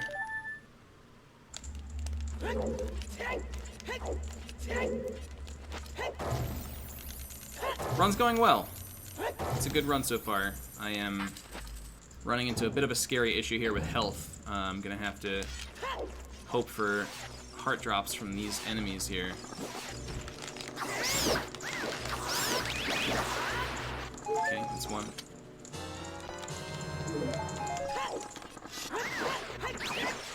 Good enough. What's up, Juke?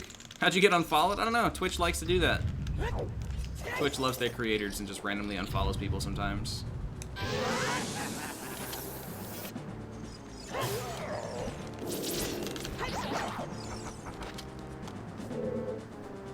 RG is gonna run this category? That's awesome. I hope he does. I love seeing people get into Glitchless, especially established runners.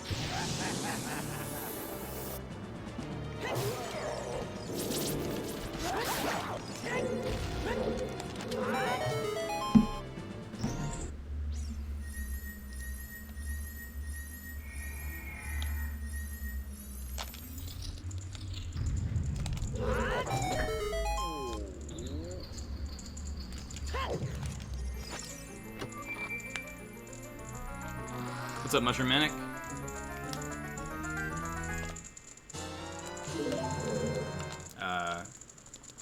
Stuck on the chest. RG is runner guy.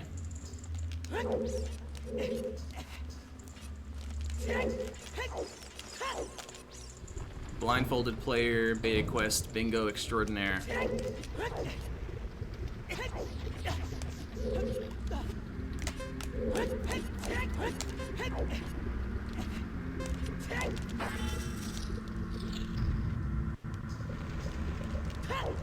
Yeah, he's been around for a really long time. He hasn't done like actual RTA speedruns in a very long time. So it would be awesome to see him delve into Glitchless. It's a super fun category. Highly recommend it to anyone who wants to play this game. I've been trying to convince ZFG to do it for years, and he's always like, I'll definitely do Glitchless one day. And that day just never comes. It's very sad.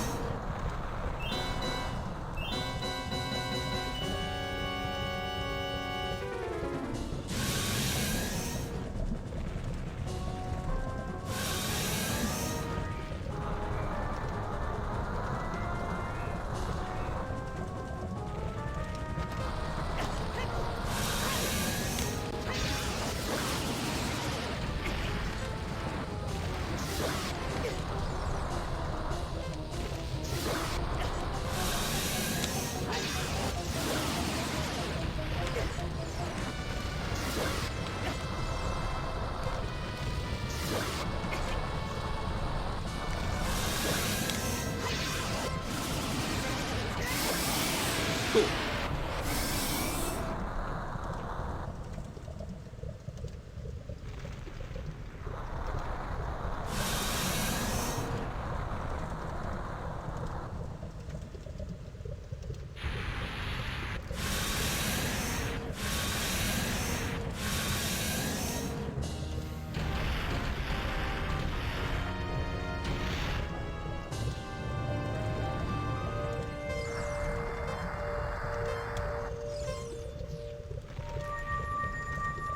I know. What the heck? I beat Volv and it wasn't even scary. We didn't even have to clench.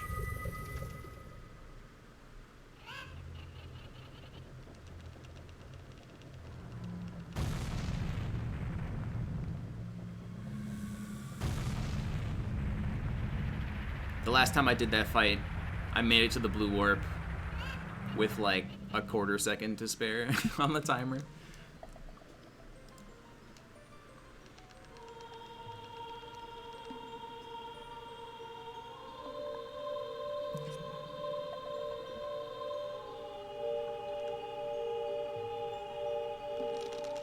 Like, when I actually stabbed Volv and dealt the final blow, it already said 1 second on the timer. And then, when I gained control after, I had to do a quick roll into the warp, turn around, target the head, and press C up to call Navi to bring up the text box. And I managed to make it. It was sketchy, but I made it.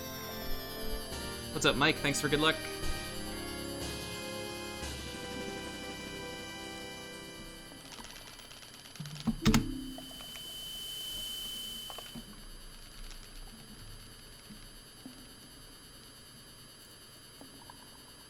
Oh, I knew about it beforehand, Genus. It's a pretty common strat when you're at low health or low timer. Because that blue warp takes like 5 seconds to spawn, so it's very common to need that. Whoops. Having to do it so quickly, though, that was, I haven't had to do it that quickly in a while.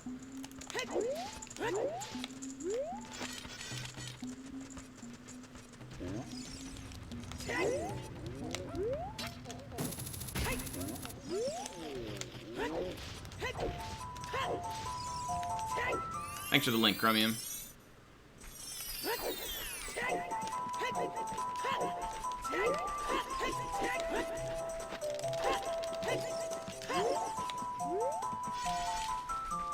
It's the Deganuts! We made it! Gonna use them relatively soon.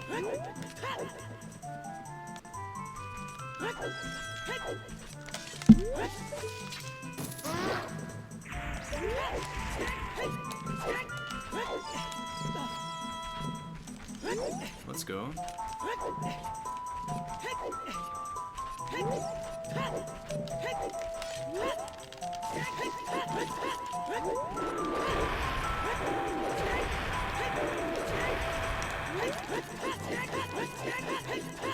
Yep, hookshot always one-shots them.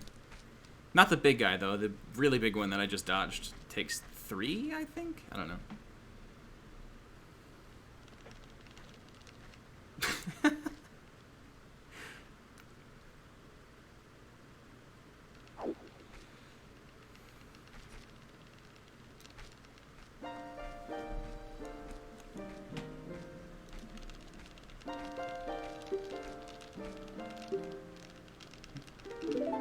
Yeah, it's pretty weird that they're so weak, considering they're giant fucking buff trolls wielding spears. You'd think they'd be more interesting.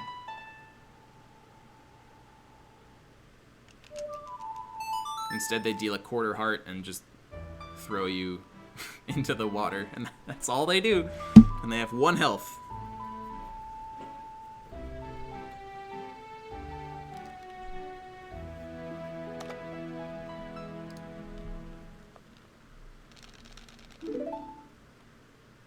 You got stuck at the big moblin. That's amazing.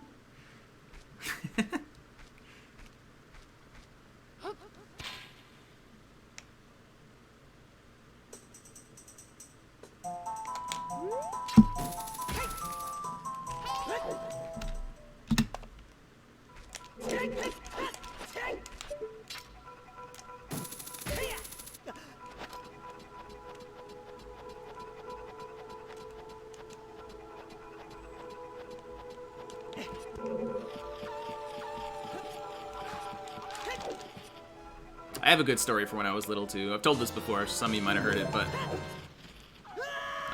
when I was little, I'll never forget, I was stuck in Jabu's belly. The back part of Jabu's belly, where you have to fight all the different tentacles in the rooms, it's literally just like 3 rooms in a trident-shaped hallway. Or I guess 5 rooms. It's a trident where the 2 ends branch off into a fork each.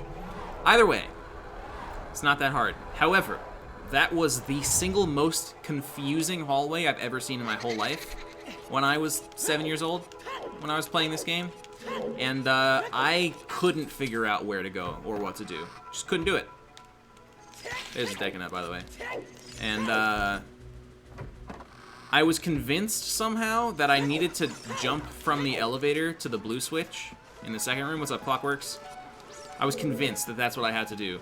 And if I could just make it, then I would be able to get unstuck. And, you know, this was the era of rumors. The internet was still a baby. Couldn't really look things up.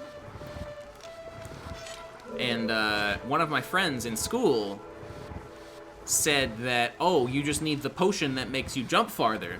I don't know if he was just fucking with me or if he was, like, completely under the impression that there was a potion that did this.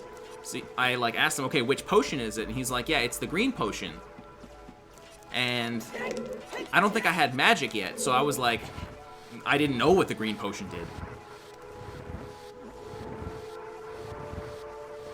So I kept making trips back to Castletown to buy the fucking potion and then drink it right before I jumped, and when it didn't work, I just thought I didn't do it right. So I made like several fucking trips back to Castletown to buy these goddamn potions in my one bottle, thinking that if I just did it right, it would work. Because my asshole friend told me it would. It was a great time.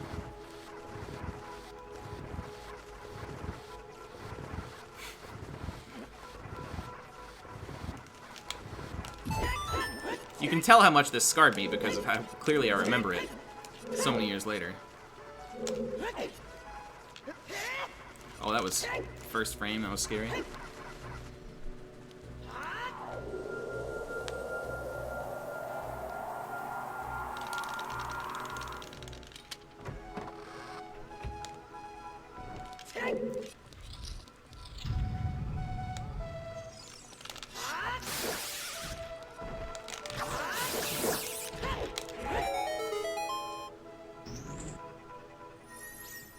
Now is also probably a really good time to mention that I had the Nintendo Power Guide that I was definitely using a lot. But look, when you're 7, you're very dumb.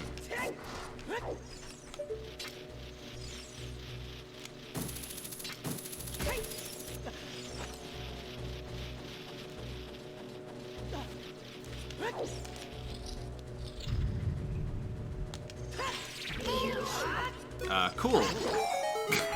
Jump slash right over him. Nice angle.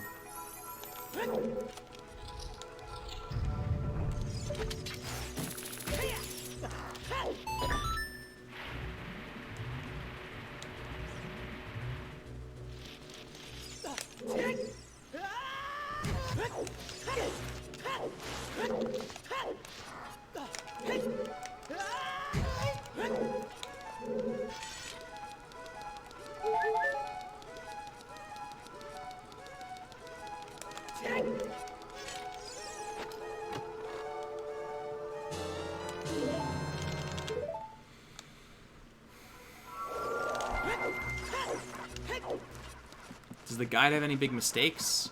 I don't know. I don't remember.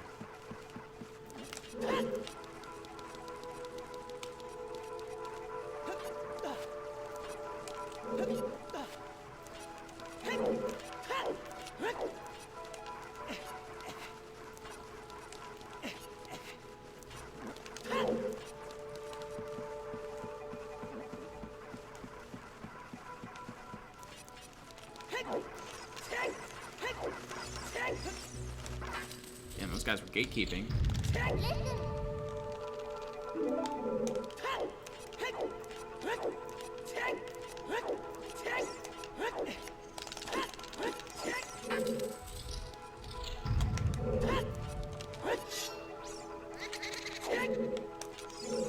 Cool camera. Amazing.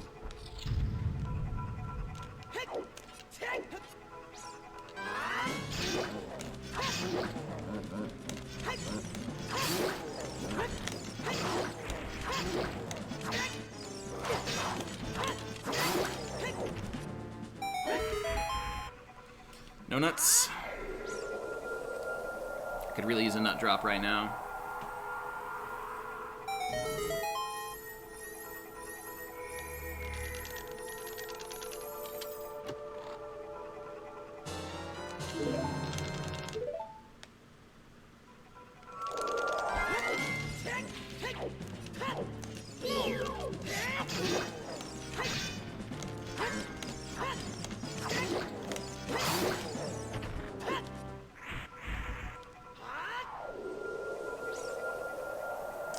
nuts again.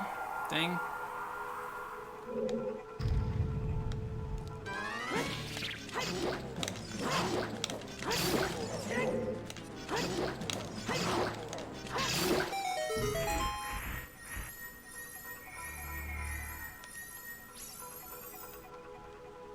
Oh, there's a nut. Nice. I'll take that.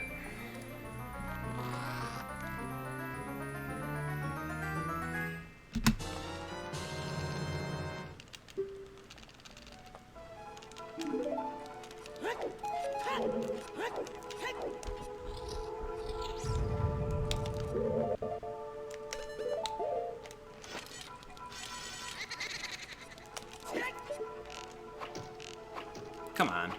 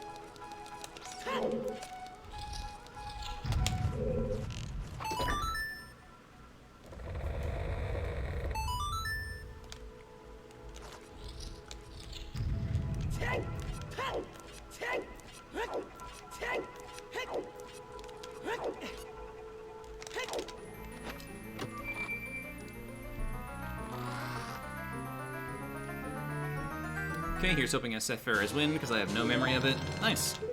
Thanks, past Danny B.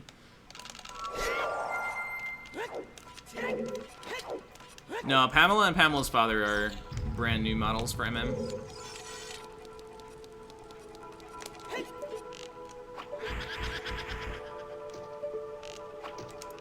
Dude, I hit it! Shenanigans. I call them.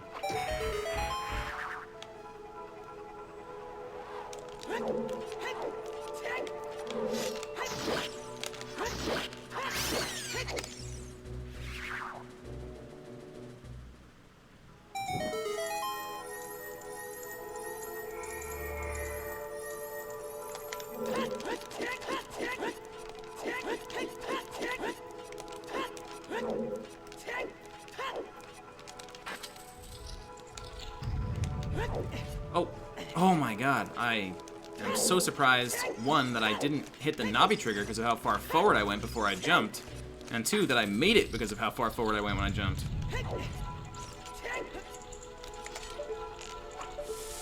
Yep, I hit the switch. I fucking bullseye. Again, perfect shot. You literally cannot shoot any further in the center than I just did.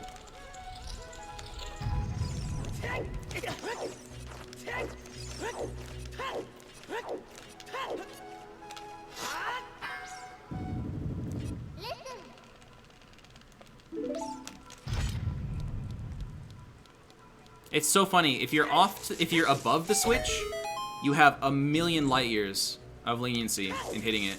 If you're actually 1 inch to the side, game's like, nah, sorry. That's not a hit at all. Whoops.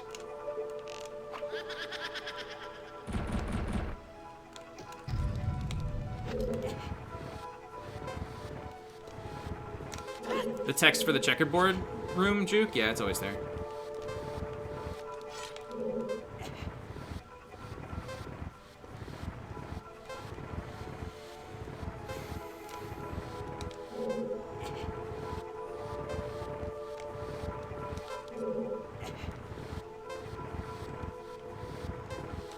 Oh man, yeah, that one must have been hard for you.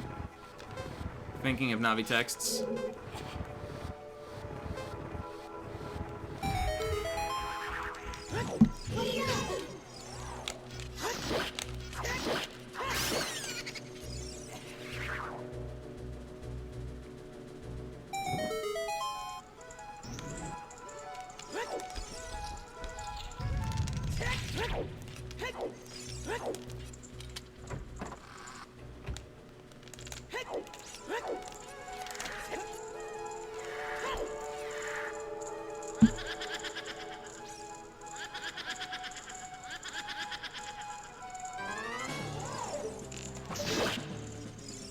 Oh, that was the torch that I hit right behind the Poe. That was weird. I was like, what the heck was that sound?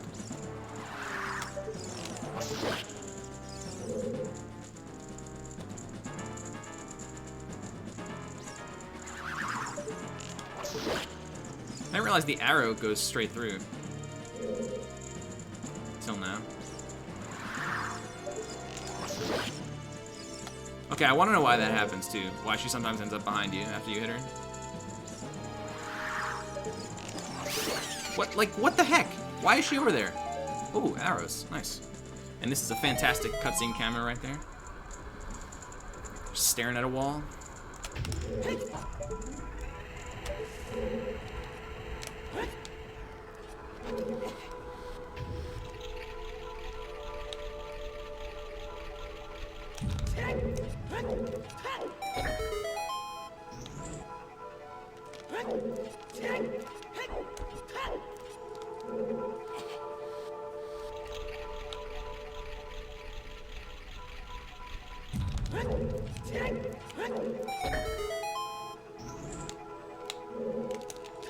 Oh, nice.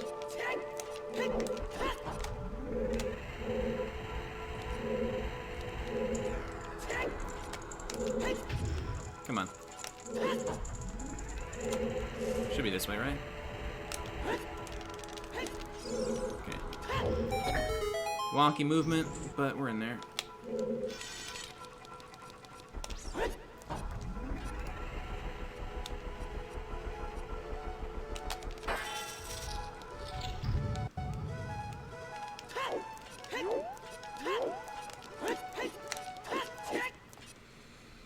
I went up and down the elevator to reload the room, which resets the rotation of the room. And it's faster to do that than to push it back to the original rotation.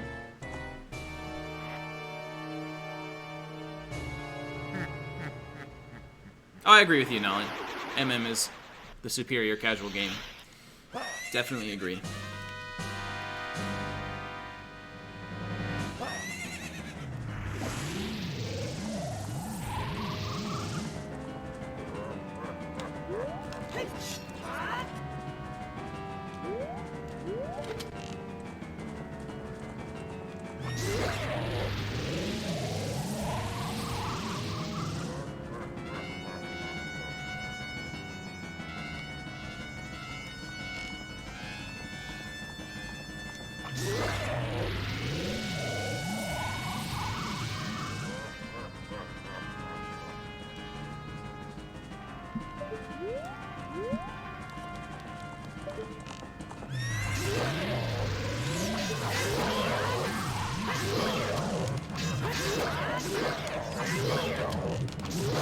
No, this is really bad. Okay. I got lucky. I thought he was at health where he would have done, like, gotten really good at tennis. So, Phantom Ganon, he's got, how much? Like, 24 health, I think? And if you get him up to 20 health, and he's still alive and flying around, then he becomes extremely skilled at tennis, like way better. He'll return so many more shots. And he'll gain a new attack where he, like, gets rainbow magic surrounding his spear or whatever he's holding. And he, like, dive bombs you out of the air, and it does, like, 3 hearts of damage, and it wastes a shitload of time. So Phantom Ganon is one of those ones where if you have the option to either do more damage and not kill him, or hold back, do no damage, and wait for a whole extra cycle that you're going to need anyway, you definitely hold back.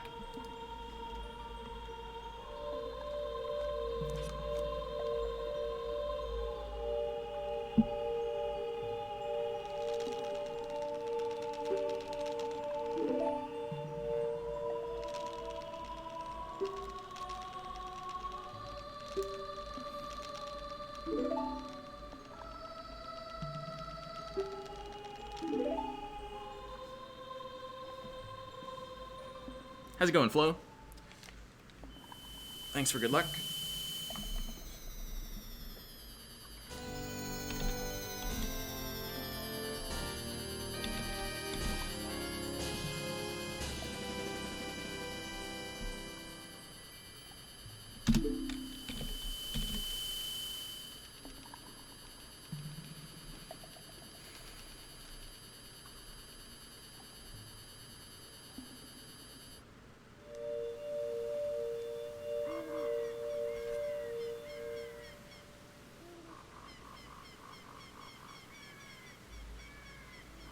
I wonder how deep into development they were, or how deep into playtesting they were, when they decided to make the green pots in the goat fight respawn. Because I'm 100% sure that wasn't their idea from the start.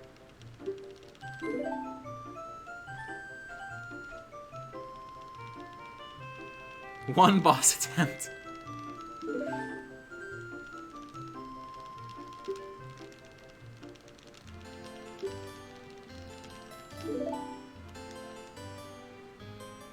I did the same thing, Juke. I did the same thing. I just stood there, waited an hour for him to come around again, and just hoped to God I shot an arrow.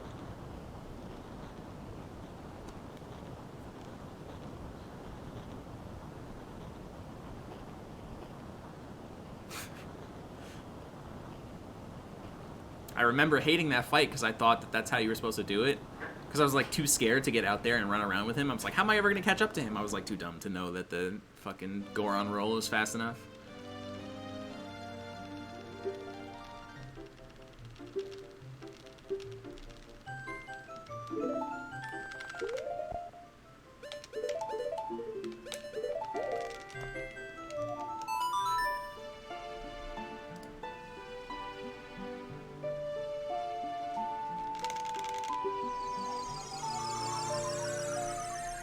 What's up, Milo man? Coming to give me a good luck pet?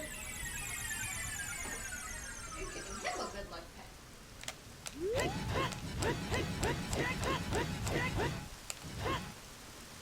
Please work. Looks good.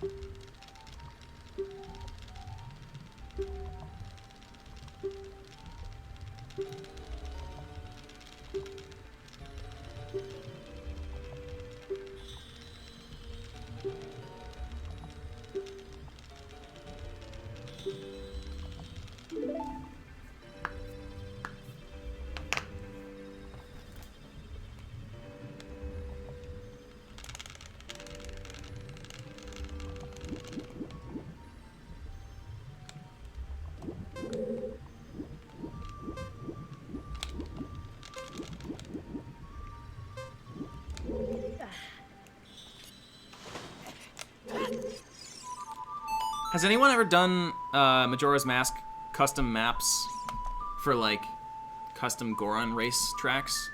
Because that would be cool as shit. I would love to play that. Probably be hard to rewrite the AI, though.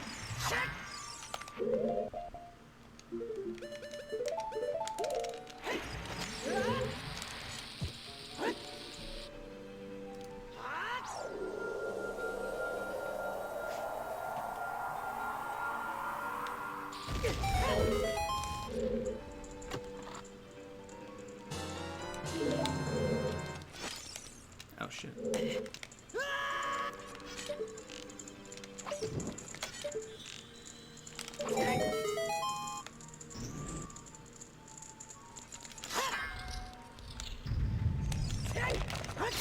That's bad.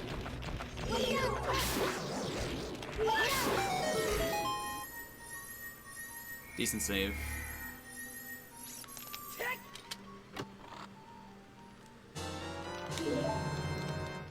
Come on. Fuck you.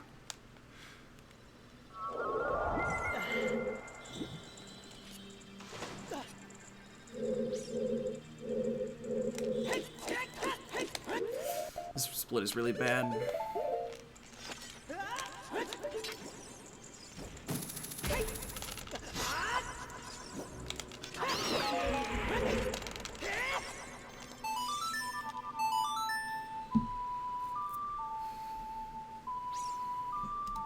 They have these clams in Dark Souls, do they really?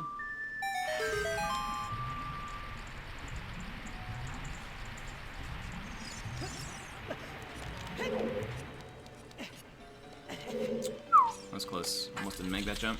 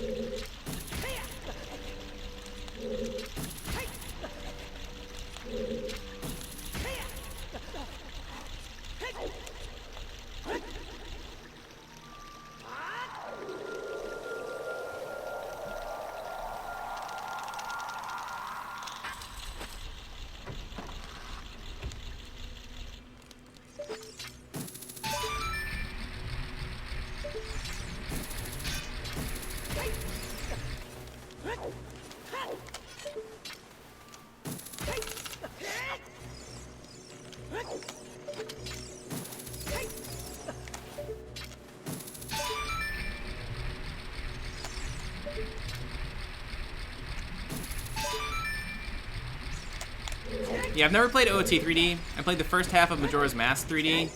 Disliked mostly everything that got changed and just never touched it again.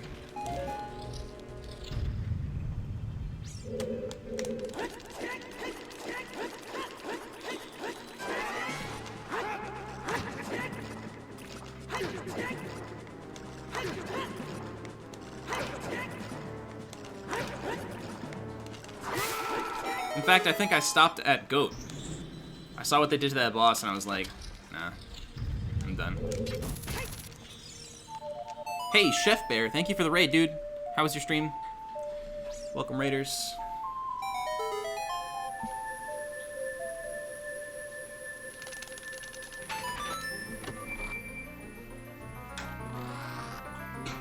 And thank you for the quarter-century sub, dude. Appreciate it, man.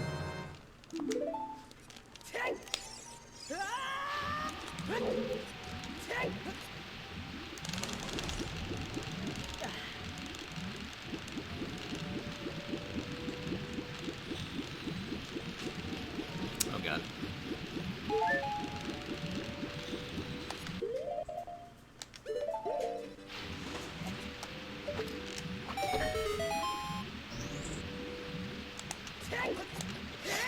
Chef, this run was a 103.21 ocarina. I'm getting better, dude. Fuck. Says the streamer. As he immediately proves he's not getting better.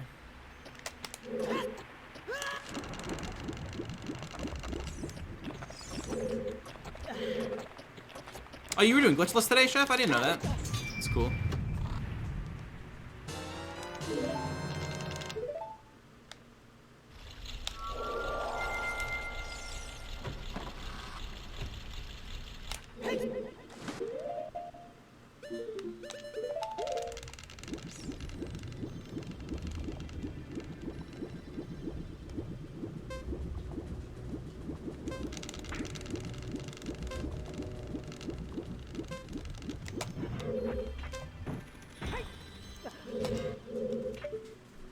Keep trying to Z-aim there, and it just keeps being a bad idea. Wonder when I'll get rid of that shitty muscle memory. Oh, last stream, going back to school soon, I guess. If I see you around less after this, I hope you have a great semester.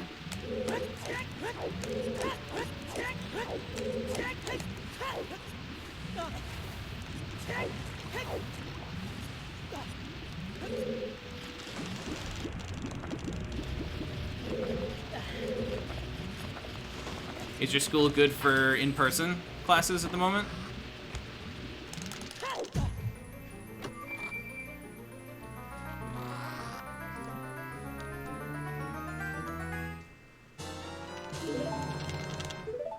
Nice, that's good.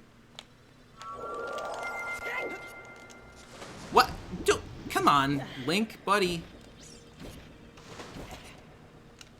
Oh, I did the thing where I, like, quick drew hookshot as I entered water.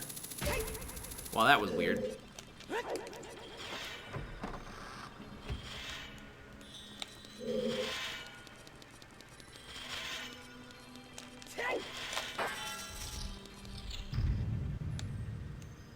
Do you guys know that? If you quick draw hook shot when you enter water,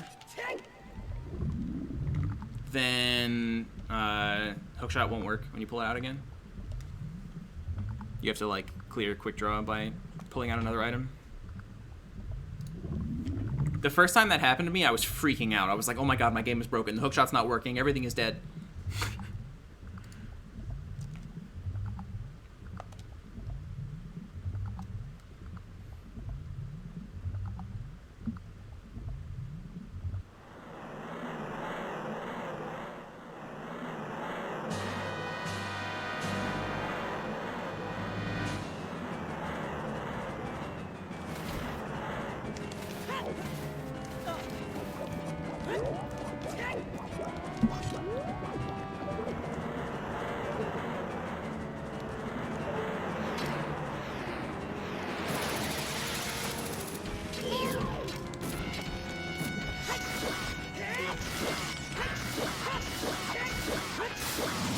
Cool.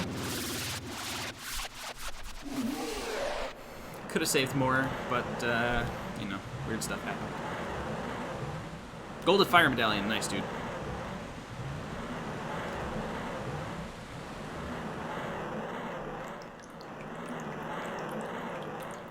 Is it a new best for the sheet? I forget who was ahead on that one. I have a 1 second hammer gold that I need to add to the sheet right now also. Forgot to add it. Just got it like 2 days ago.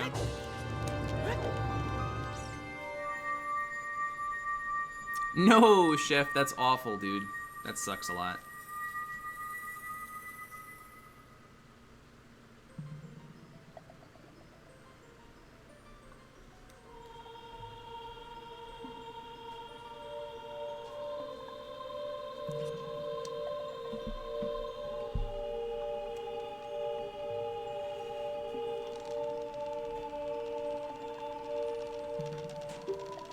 Wait, the link to my YouTube is broken? Is it really?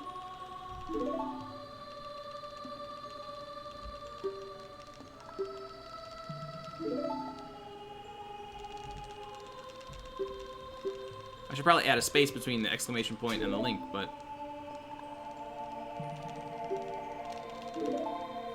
looks like Twitch parser figured it out.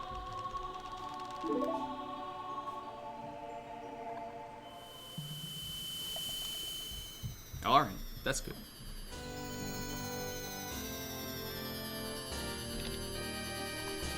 Dang, I had 12 seconds to save here. I didn't save any of it because of that weird jump. Still ahead in balance, though. That's all that matters.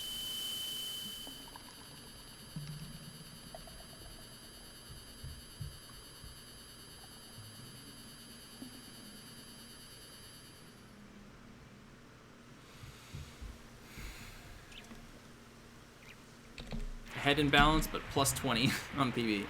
PB was so good, dude. It's insane how good my PB was up to at least here. I refuse to run against those splits. They're too painful.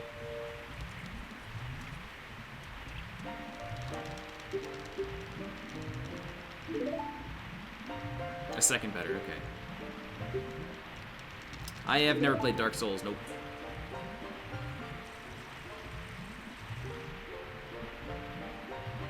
I've heard it said that Dark Souls is kind of just like meaner, more combat-heavy Zelda, and I would probably like it. But I've just never gotten around to it.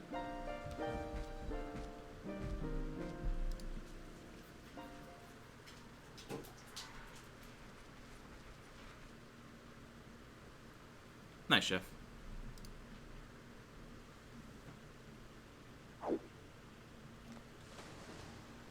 It is rather mean. Yeah, I've definitely gathered that much from what little gameplay I've seen.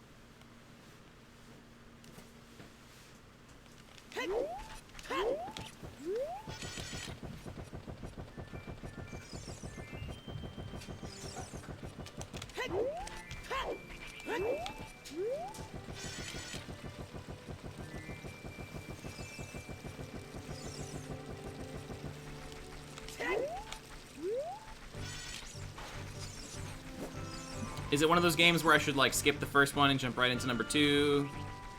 Should I play all 3? What's it like? Don't play 2. Oh, okay.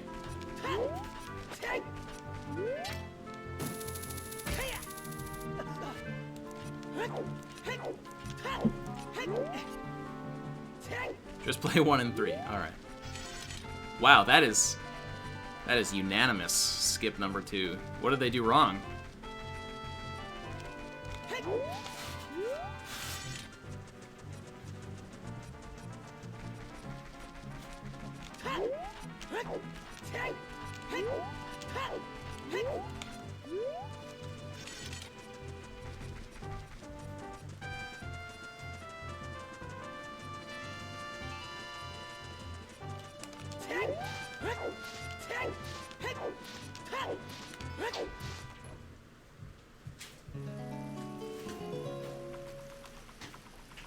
It's different, okay.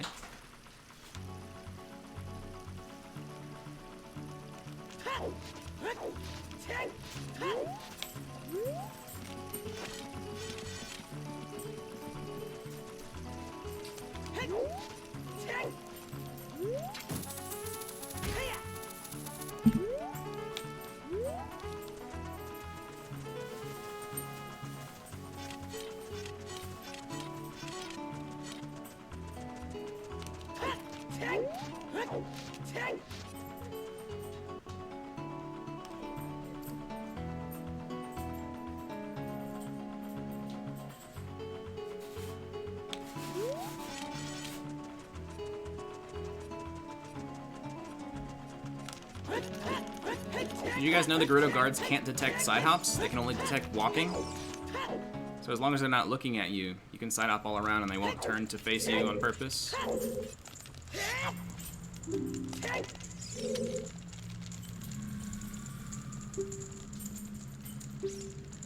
Like, they can still see you if you're side hopping through their vision, but they won't detect you if you're side hopping.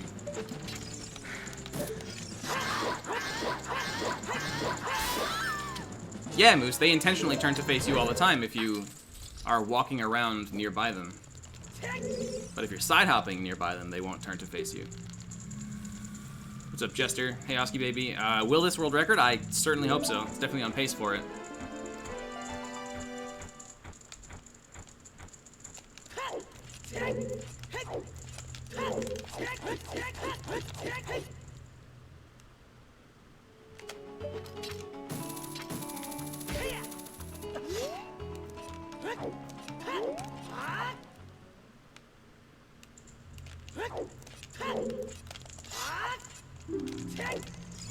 I think it takes something like 5 or 6 frames of continuous walking for them to detect that you're there and then turn to face you.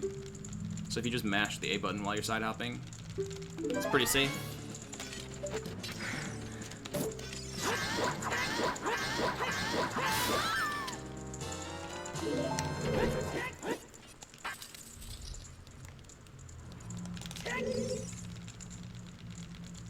Hey Stevie, thank you. Appreciate the good luck.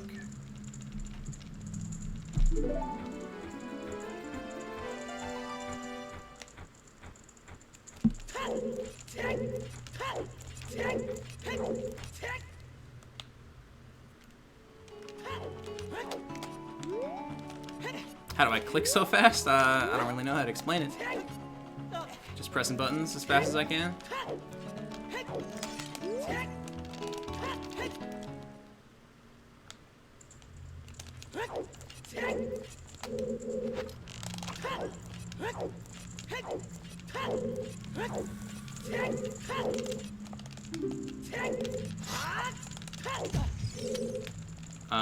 The only emulator allowed for speedrunning this game is Project 64 1.6 or 1.7. If you're just looking for a quality casual experience, I've heard Dolphin is good.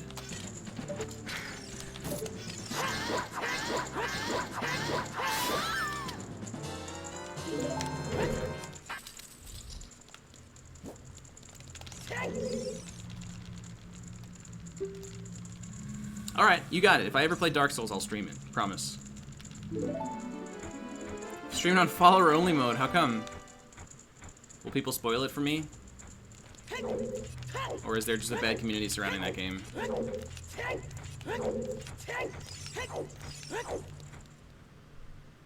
Backseating and spoilers galore. Alright. Noted.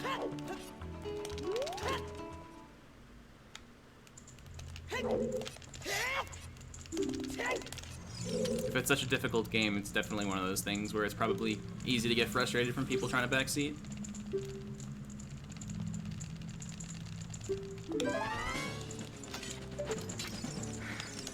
Hey.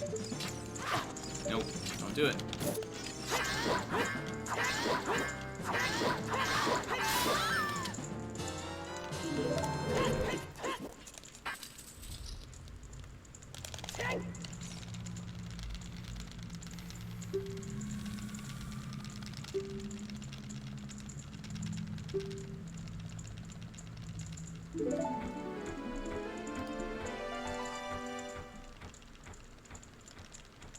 Streaming any Soulsborne game? What is that word? That sounds like lore that I don't know.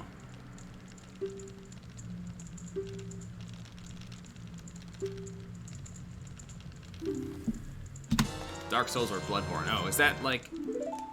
Are you grouping them because they're in a similar genre, or are they made by the same people?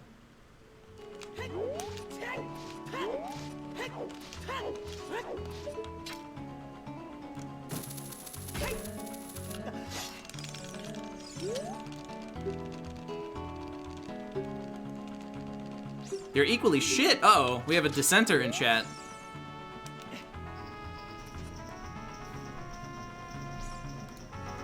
Shun the non-believer.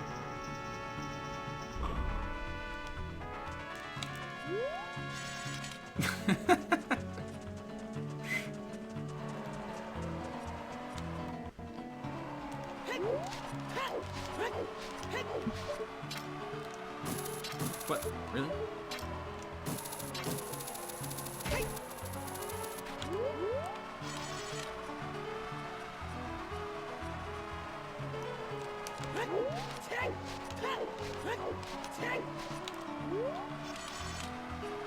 Patty knows the reference. I'm so happy. This is glitchless any percent, Jester.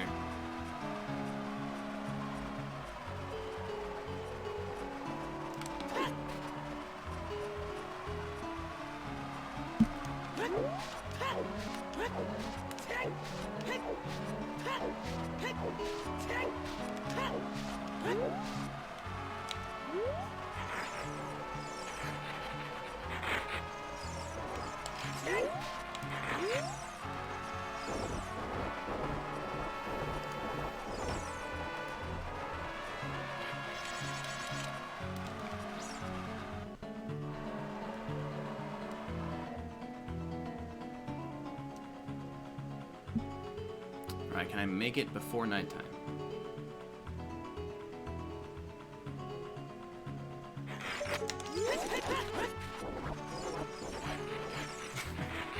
It was one of those weird Flash animation series from the days when the internet was more interesting.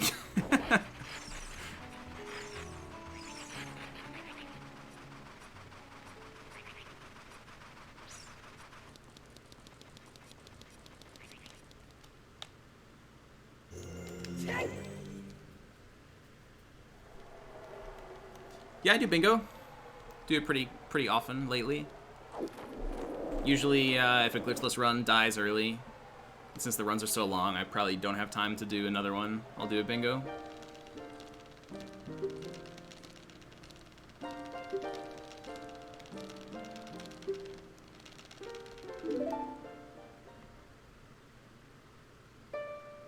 Also been participating in the OCS races every Sunday, which are coming back next week. Not this Sunday, right? Next week.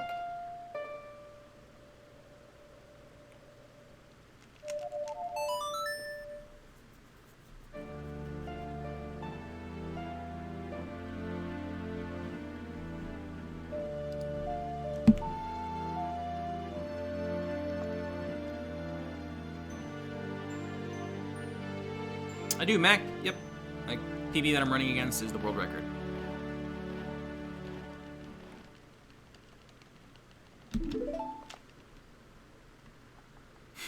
Thank you.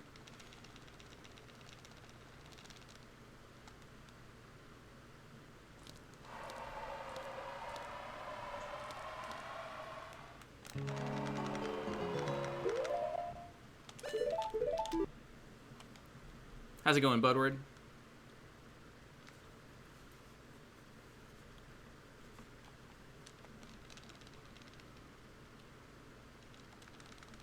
Prosciutto and mozzarella roll-ups. That sounds delicious.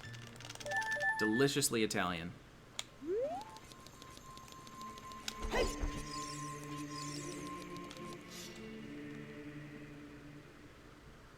You're not dead yet. That's a good thing.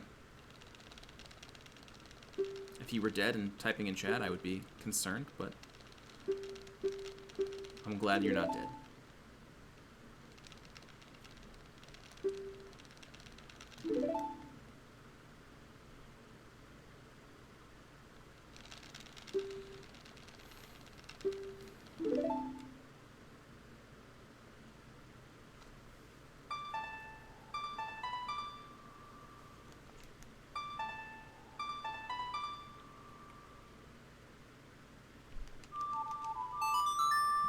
That was unintentionally swing beat.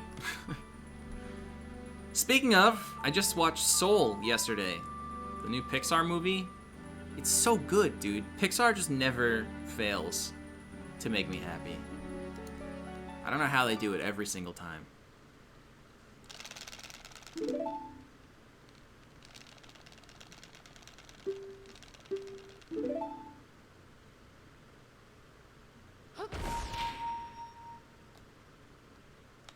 Make up the minute or so? What do you mean, Shibo? Oh, like from my PB to get 338? Yes, definitely. Most of them are in endgame, so if I have a very solid endgame, we could still see a 338. It's gonna be pretty hard on this run, but I'm certainly still on PB pace anyway. Even if not 338 pace.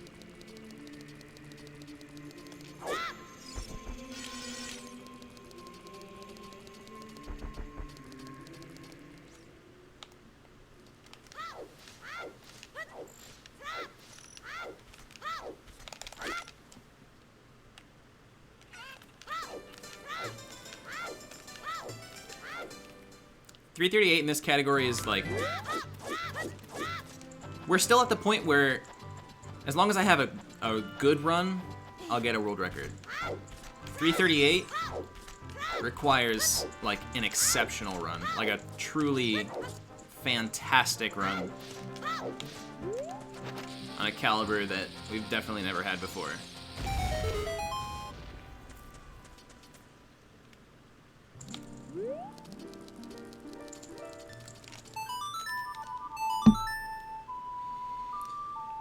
What's up, Inuccio? This run's pretty solid. PB pace.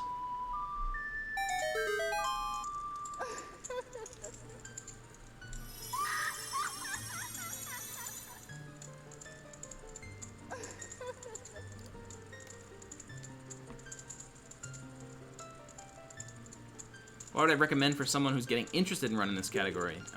Join the Discord, for sure. Get the practice ROM, so you can practice segments and save states and all that good stuff. And follow along with the world record, as well as other runs too, so you can get a nice breadth of options for what strats to use. And just practice segments. Go one dungeon at a time. Practice everything. Where am I going?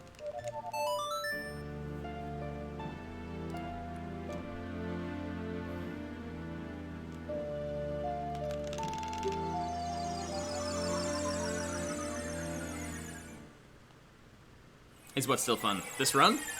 This game? I have a blast playing this game.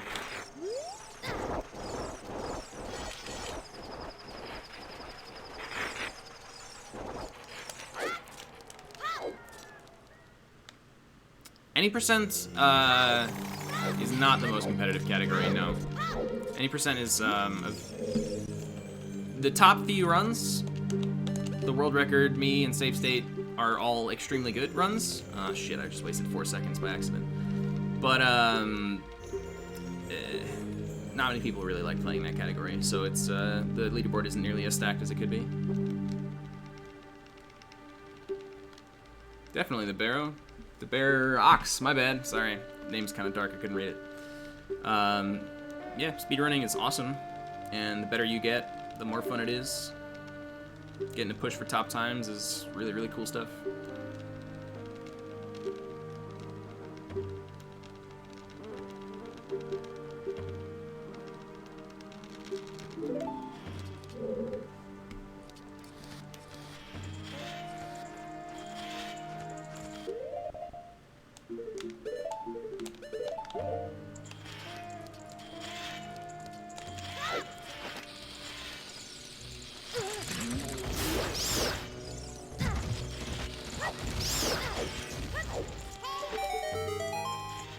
Probably is, Nolly, yeah.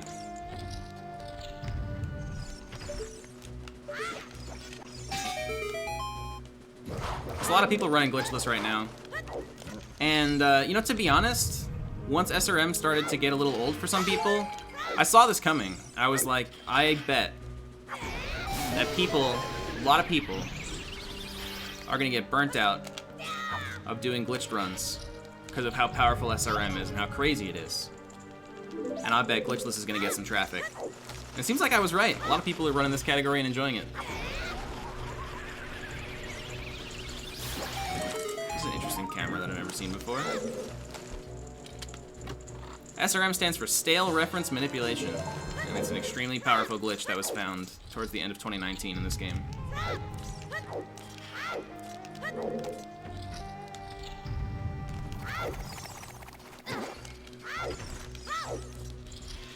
If any of you guys watch ZFG, it is the main ingredient behind all the insane shit that you see him doing, like warping everywhere and flying around and all that good stuff.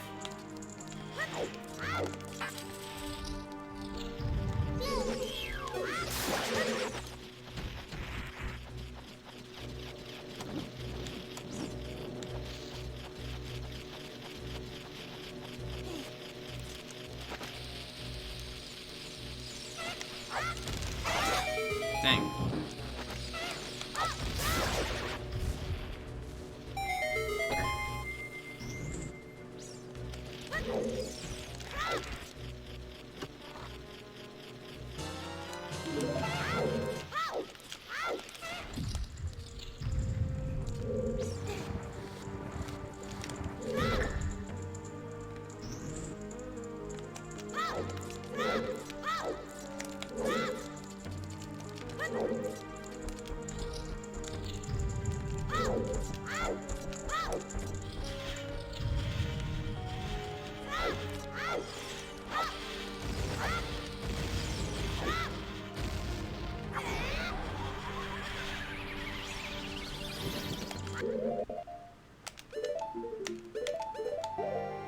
Like, any percent is really cool from a technical perspective, the fact that it's possible. And obviously I had some fun playing it, otherwise I wouldn't have devoted 1,000 attempts to it, getting the world record. But it is really, really easy to burn out fast. Here's my opinion on any percent. I think every single person who plays this game should try any percent, get a sub 8 minute time, and then not play it again.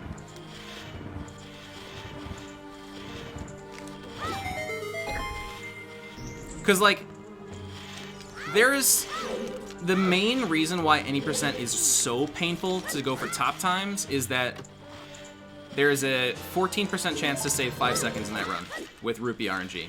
If you're not going for that like absolute world record pace runs where you need to save 5 seconds, then you don't need to care about rupee RNG, and it's actually a totally fine run to just try and mess around with.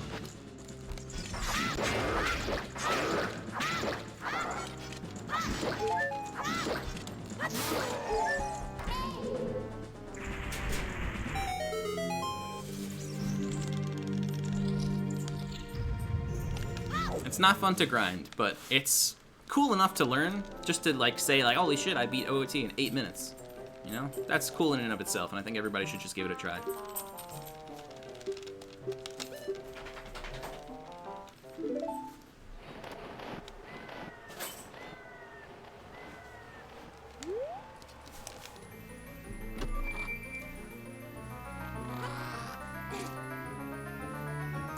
No, Giblets, definitely not.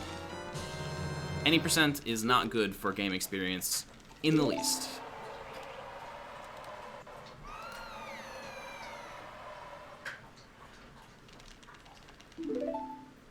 So Thrashing Magikarp, let me explain the idea behind this, right? Okay, Milo. My dog just half coughed, half honked. Yeah, he just swallowed some water the wrong way. So, our goal in speedruns is to reach the end of the game. That's the wording that's being used here, right?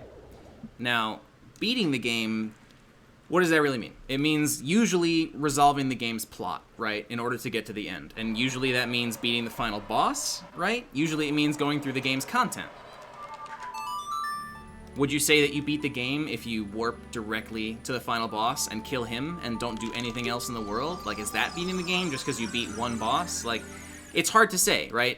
Our goal, anyway, the explicit goal of Ocarina of Time speedruns is to reach the credits screen where it says the end, at the very end of the credits. That's our goal. And by that definition, we say that we cleared the game, we got to the end of the game, we beat the game, if it can make it to the end screen. Right? So, like, the concept of any percent in a game literally means, like, just get to the end as fast as possible, doesn't matter what you do. Right? And of course, that's gonna stop jiving with the concept of beating a game the moment you start skipping some of the major shit that's supposed to be in the game. And Ocarina of Time is a really extreme example because it's been slowly whittled down over years and years from having less and less content. So, like, when do we say that we stopped beating the game? Because obviously the final boss isn't beating the game, that's just beating the final boss. It's not even a hard boss, it's not an interesting fight, you know?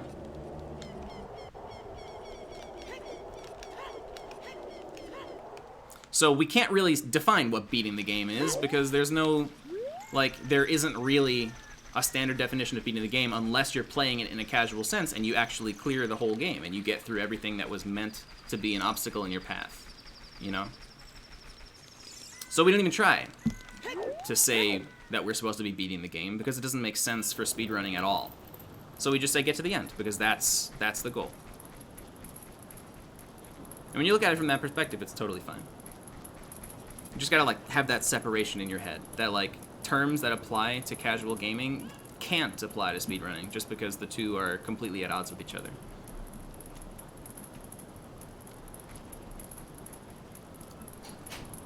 Yeah, I mean, I agree with you, Magikarp. Like, it's not beating the game in any normal sense of the word. You haven't beaten anything.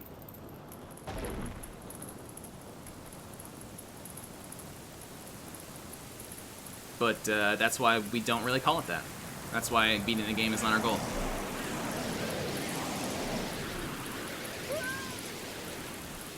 And yeah, they are different things. That's exactly what I'm trying to say. We agree that they're different things too. And that's why we specify that reaching the end is our explicit goal. Because you can't really rectify what beating the game means in a speedrunning context.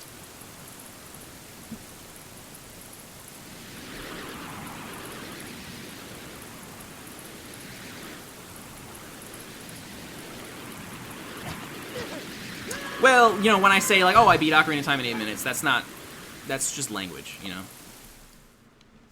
That's just me being colloquial about it.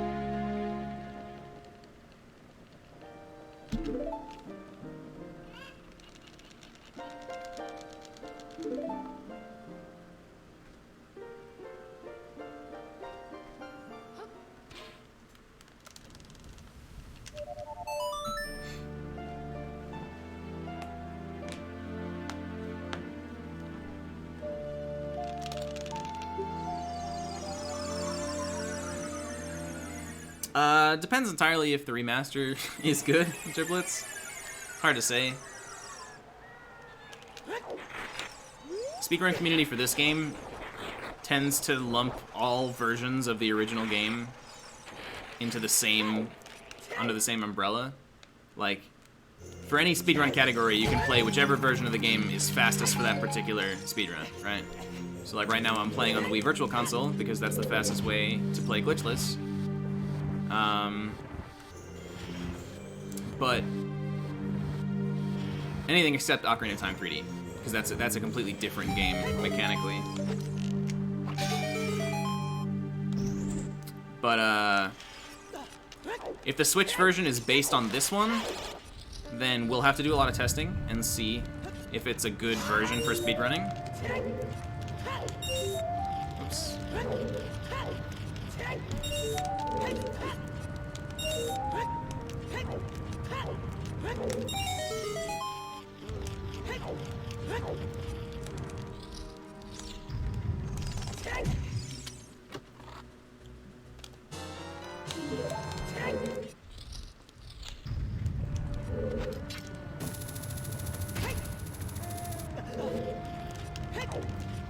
Door.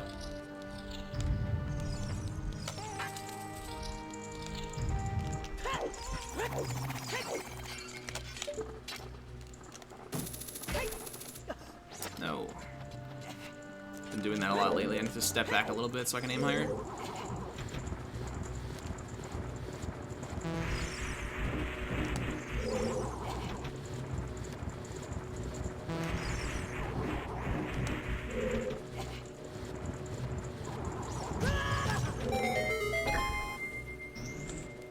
It's not confirmed that there's a Switch OoT coming, but it's highly speculated that it will be.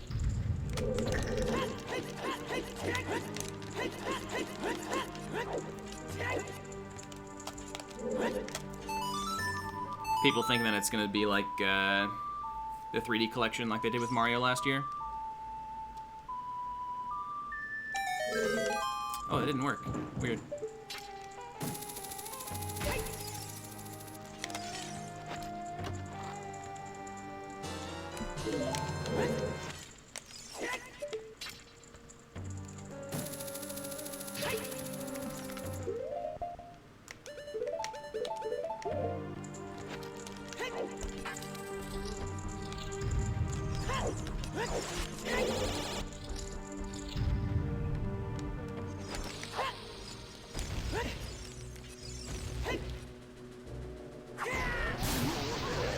Yeah, 35th anniversary this year. So people are thinking we'll get the 3D collection out of it, as well as Breath of the Wild 2.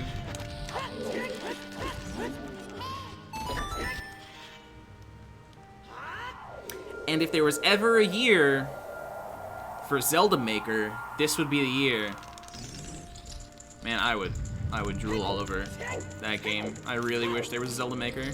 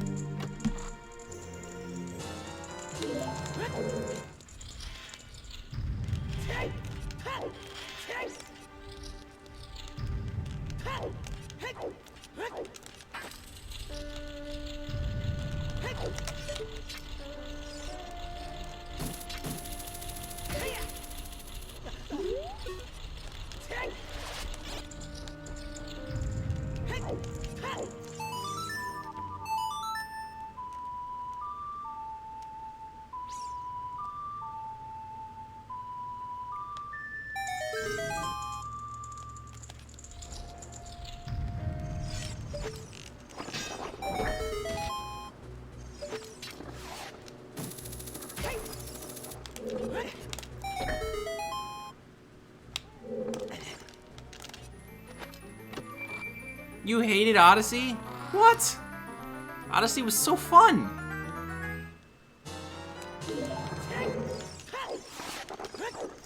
Odyssey is by far my favorite 3D Mario.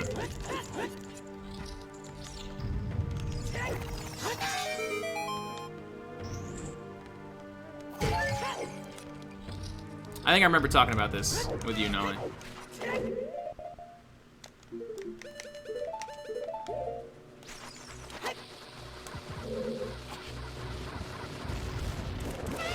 Don't do it. Okay.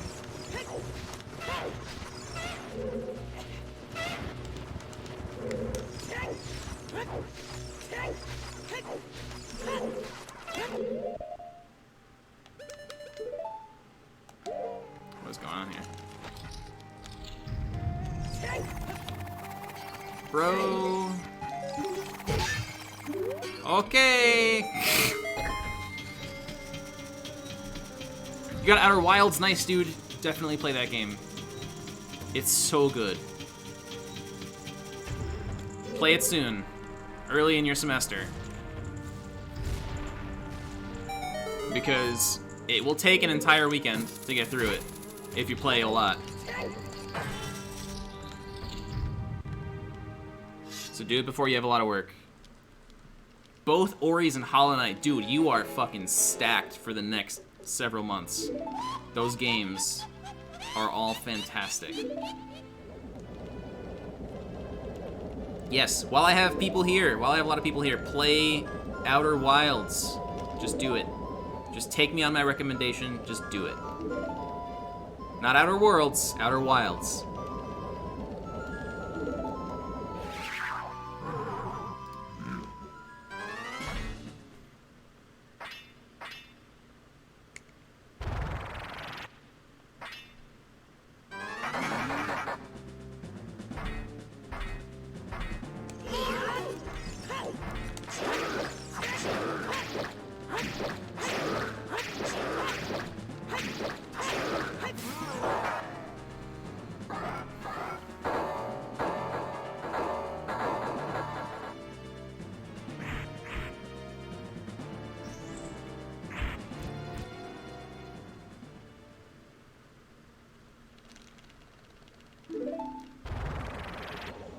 Outer Wilds? I don't know if it's coming out on Switch, though it would be a pretty cool game on Switch, I think.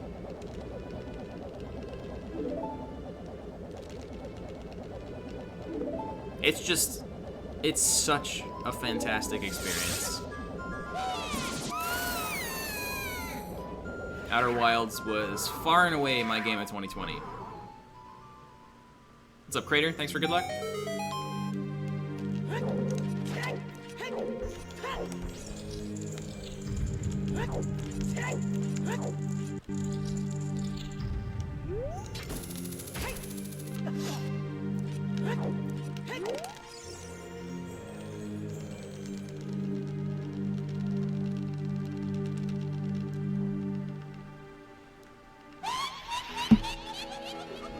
All right.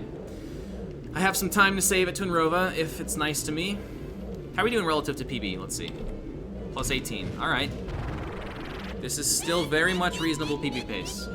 Very, very much so.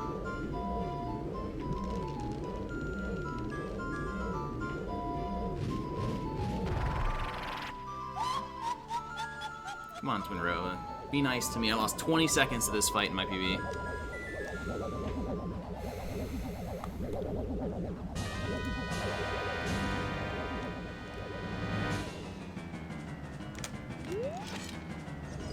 Oh, all right. We got that quick cycle. Double? No. All right, this is good. This is fine.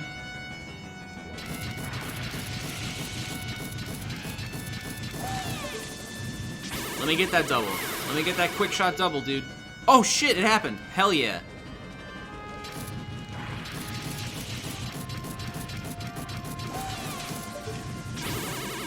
How about the quick shot triple, though? No, not quite so lucky. Close enough, though. This is really good.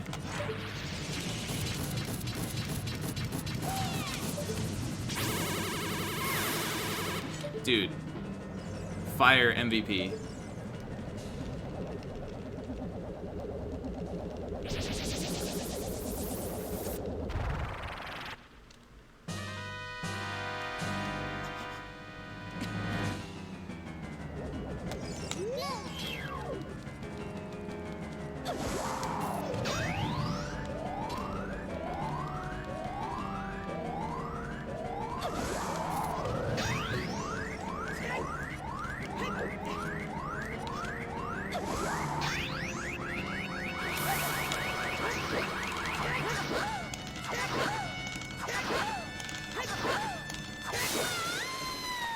Good.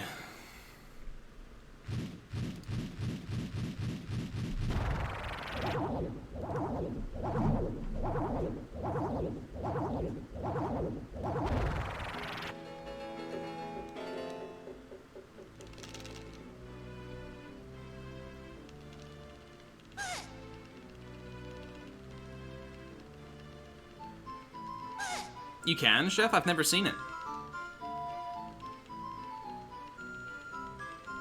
I've only ever seen the double where she goes across from you.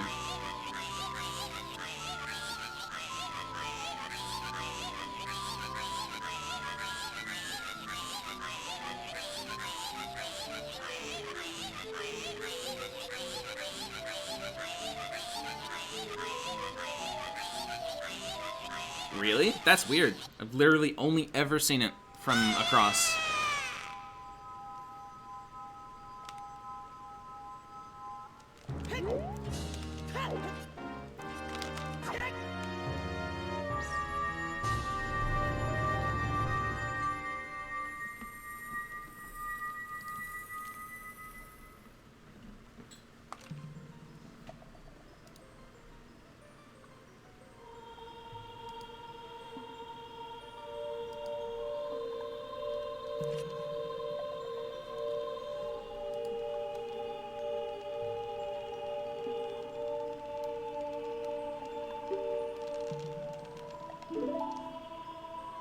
Is this gonna gold? Probably not, no.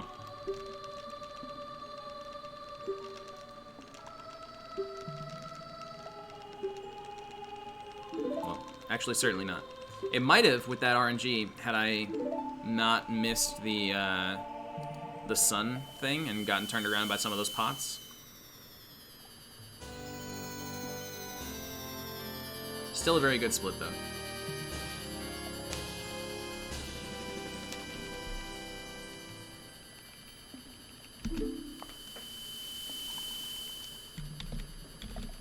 We're only +4 on my real PB now, so let's see what happens.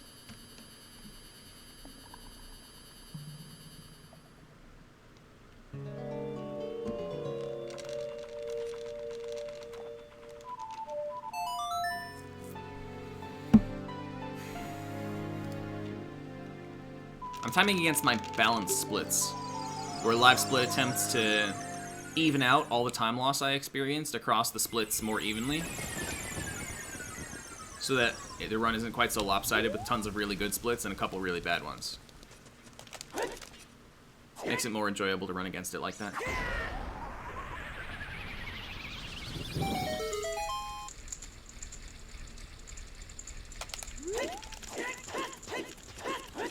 I don't actually know what it does, Nelly. I think it takes run history into account, and it tries to, like, weight each split as close to its average time loss as possible while still summing to the actual time loss you got in your PB.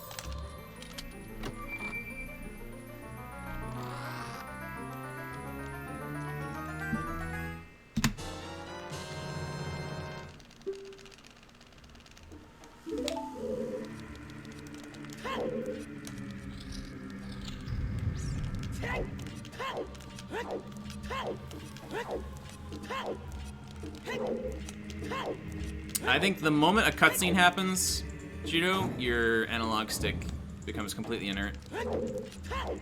Doesn't matter what you do with it.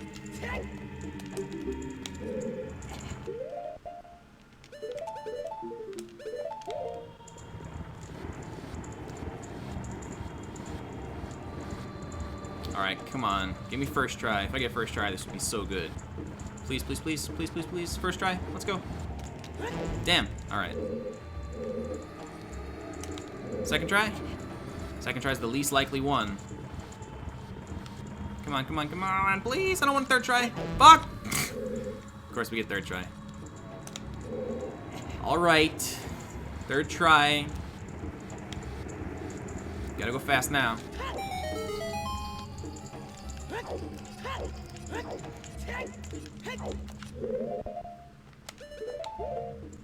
The probabilities are 4/9, 2/9, 3/9 in order of 1, 2, 3. So the first one's the most likely one.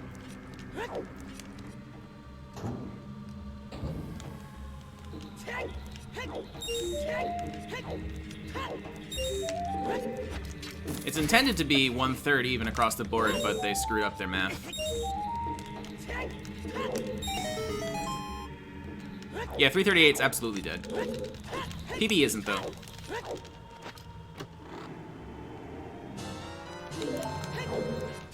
Oops.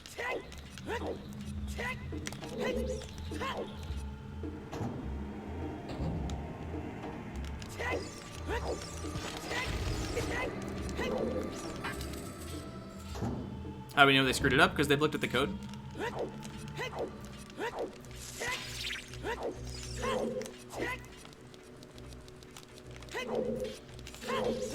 And we can see what they were trying to do.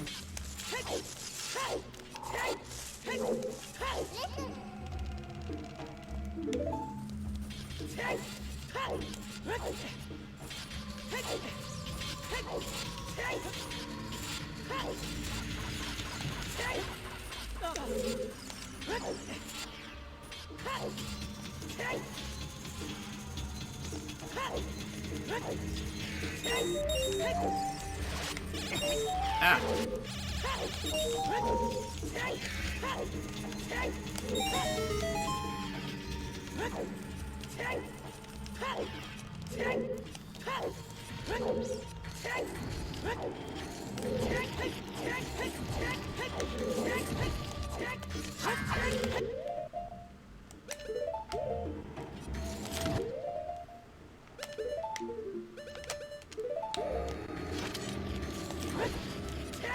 Good.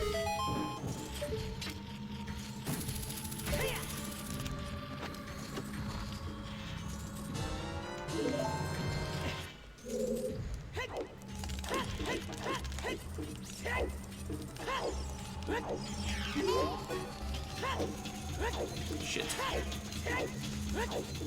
I'm going for it. Okay. I knew I had to catch up quick because I lost some time on the timer. Usually I sandbag my movement there a little bit, so I knew there was some like leeway, and I don't think I lost that much, so I figured it would be fine to just go fast. And it was.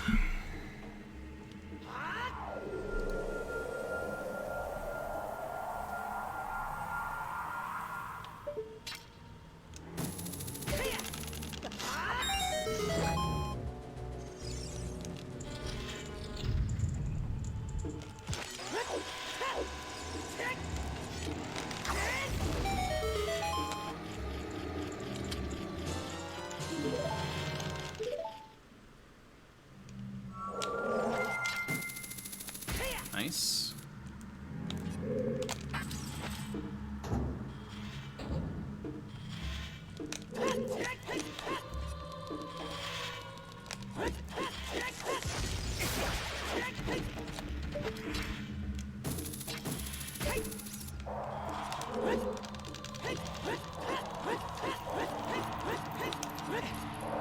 That was scary.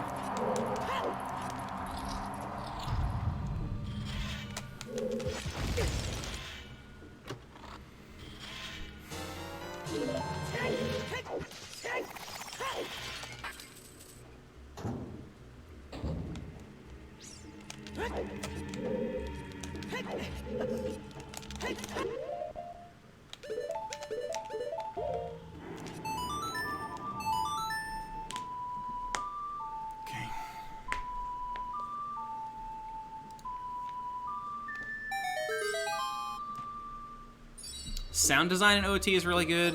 Lighting is really good. Environment is really good. Like, I don't know whose idea it was to add fog to this game, but it's incredible. It's so good. Fog is like the greatest idea ever.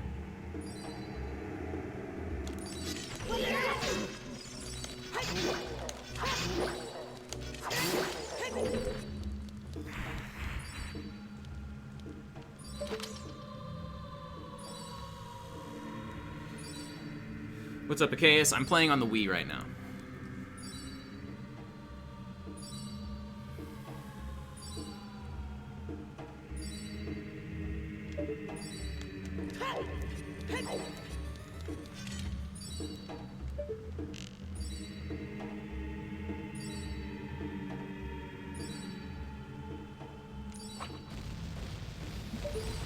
The snipe.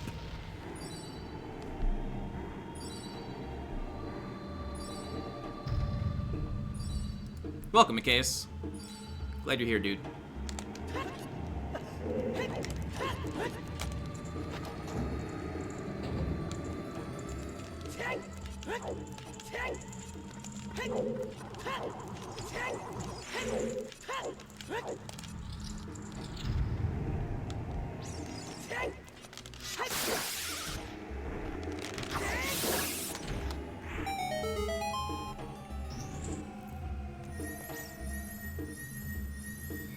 But I say that I have the need for speed, of course.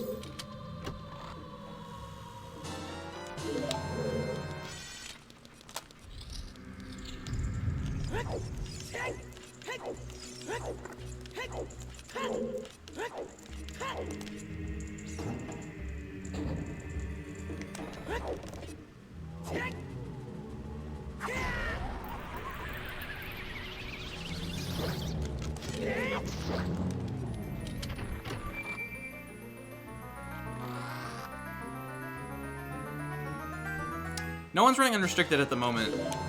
It's just such a scary category.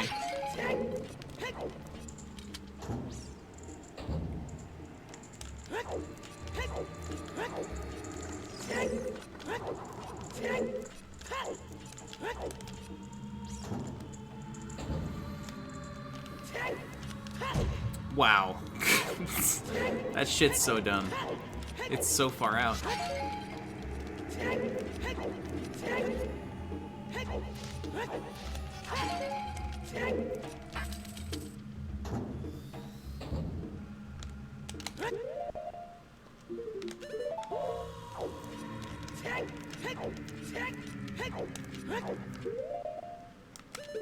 Hold on, is that my only bonk in the whole run? Oh my god, I could have gone bonkless.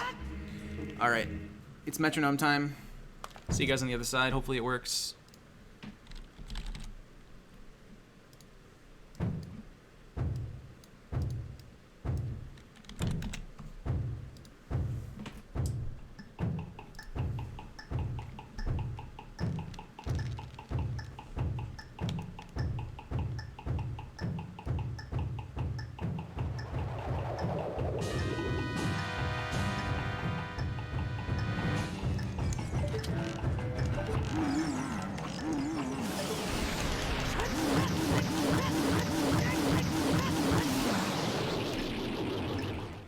Okie dokie.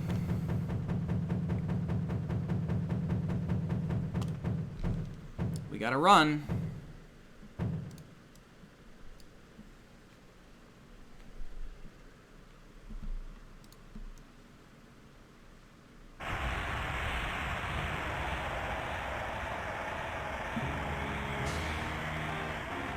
Uh, 150 beats per minute, Kaio. Well, it's actually 300, but I prefer to have the off beats to help me time the 150 beats better.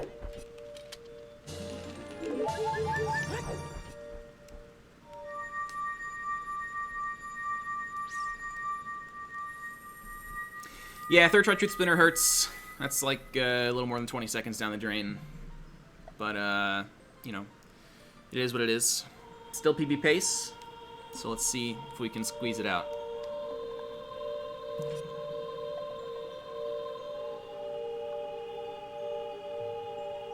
.338.42 pace going into Shadow. Pretty nice, man. Pretty fucking nice.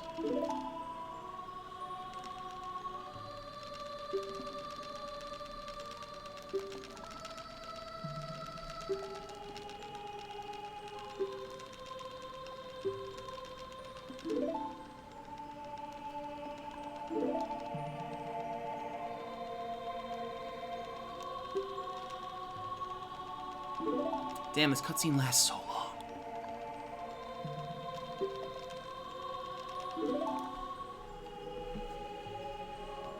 Twinrova was very good, Matt.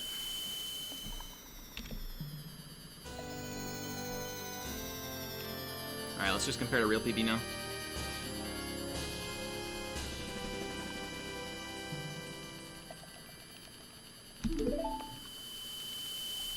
Pretty good Shadow, aside from Truth Spinner. The fact that I was able to cap it at like 25 seconds of time loss is awesome. Considering Truth Spinner loses over 20.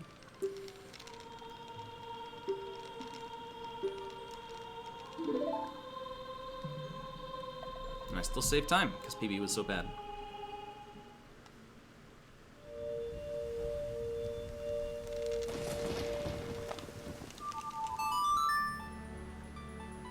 Yeah, for sure, Chef. Shadow's just so tough.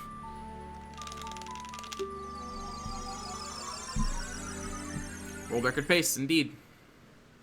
All I have to do for world record is to lose less than 39 seconds to my golds from now to the end.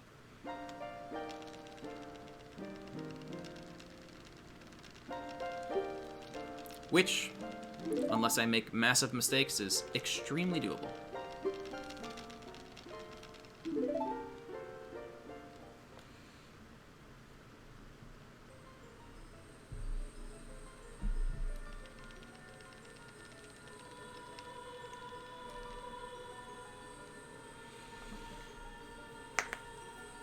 Let's shake out the hands, get nice and comfy,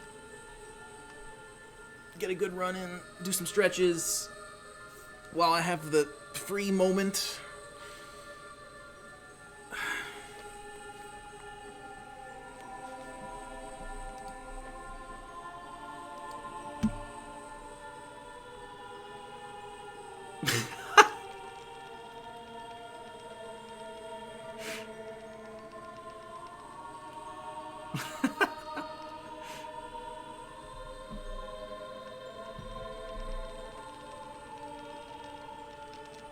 Aim is sub 39 at some point, yeah. This run is not that, but almost good enough for it.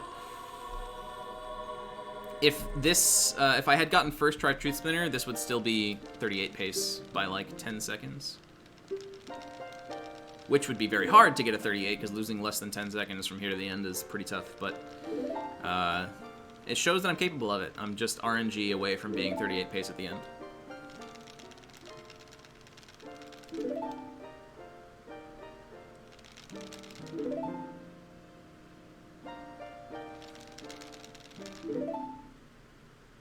Consistency is good lately. Been getting a lot of runs on good pace. I set my record. I almost set a new record in a race a couple days later. We got this today. I'm very pleased with how this is going. Even if this run dies, and I don't close it out and don't clutch out a new record, still very happy with my performance lately. It's good stuff. It's gonna happen soon.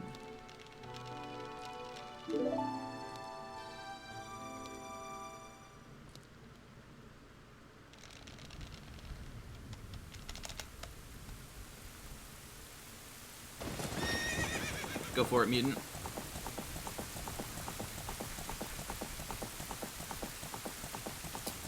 No. I have Mario Kart 8 for the Wii U, not for the Switch.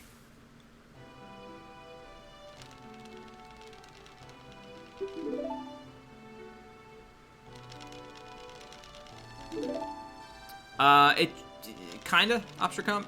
It just kind of guarantees that I'm gonna clear the text box as soon as possible. The more buttons I press, or the faster I press the buttons, the more likely it is that I frame perfectly hit the text box.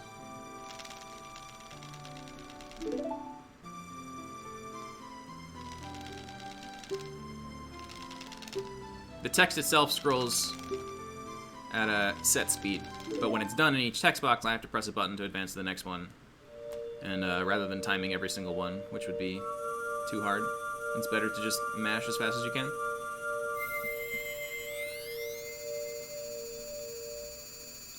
And the game only runs at 20 frames per second, so it's very possible to press 20 buttons per second.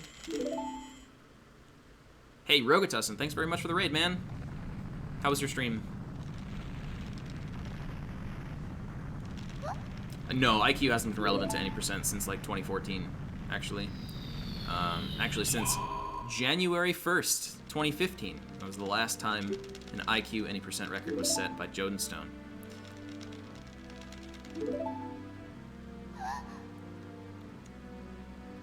Between then and recently, between then and early 2020, so for about 5 years, any percent was fastest on the Wii. And then for the first 6 months of 2020, any percent was fastest on the N64, and now it's fastest on the GameCube. So we've hit like all of the consoles in the last 6 years.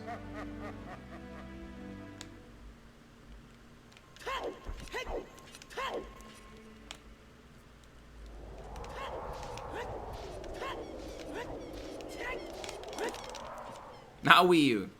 Fuck Wii U. We don't talk about Wii U.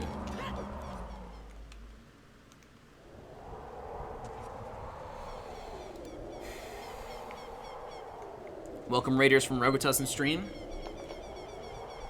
We're currently in the final 20 or so minutes of a glitchless any percent speedrun that is on world record pace by 5 seconds. So it's a nail biter. Let's see if I can close this out.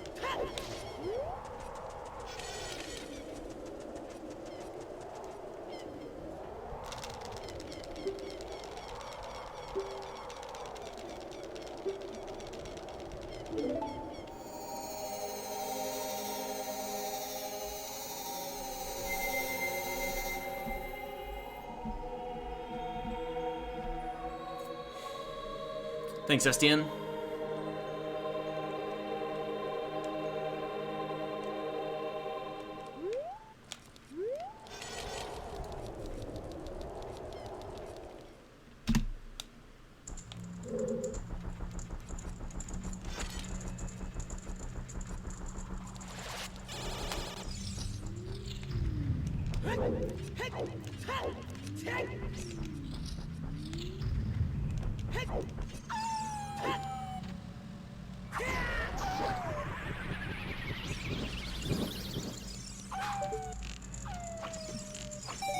Yeah, it was a mix of Trials and Ganondorf Chromium.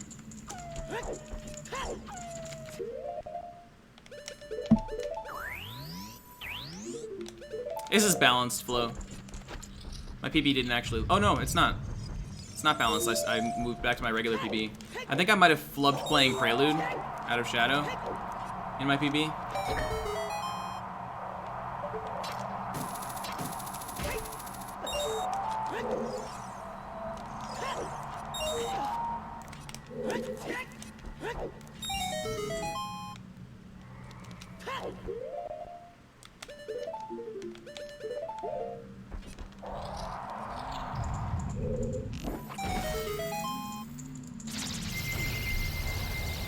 Am I the most consistent OoT runner? I wouldn't say so. I might consider myself, if I had to put a superlative on myself, I might say most well-rounded. I don't know. One of the most well-rounded, at least.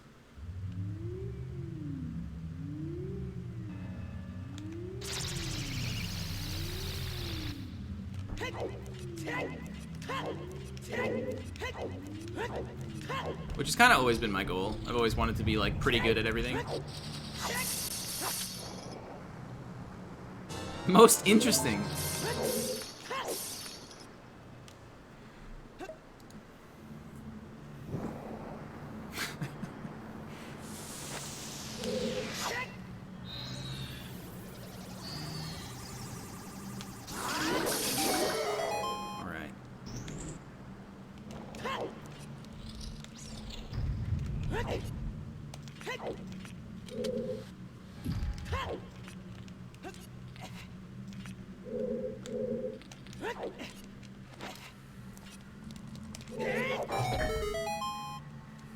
Thanks, Kaio.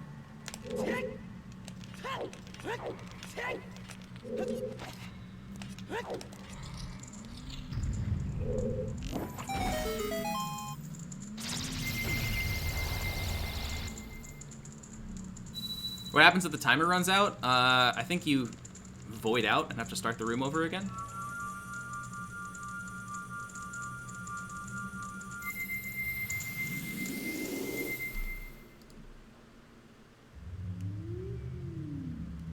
I'd like that explained in universe, though. How does that happen?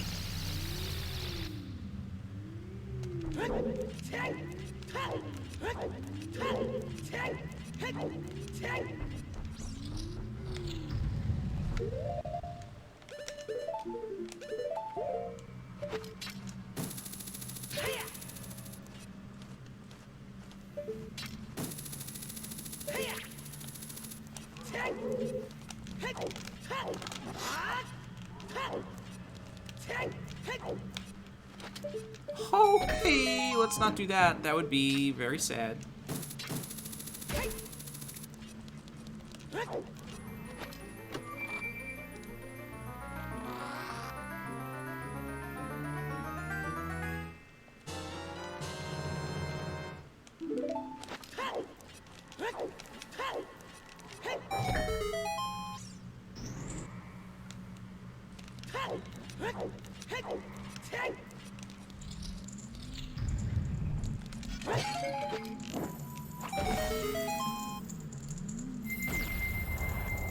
Haven't missed it in a run yet, Chef.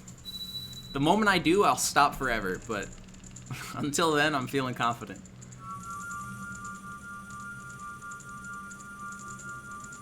It is very easy. As long as you space the rolls right, and just mash B at the end of the last roll, it's gonna work. Just have to make sure you do your first roll like a while before the edge, mash the second roll, and just mash jump slash. It'll always work.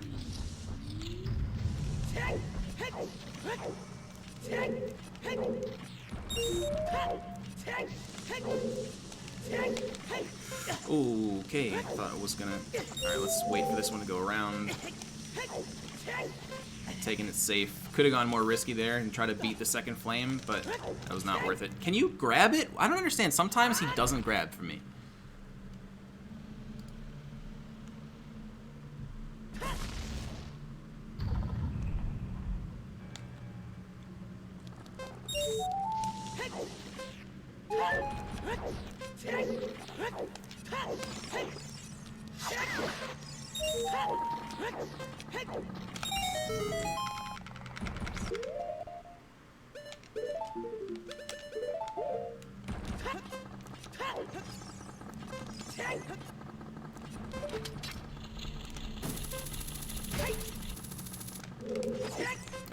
Okay.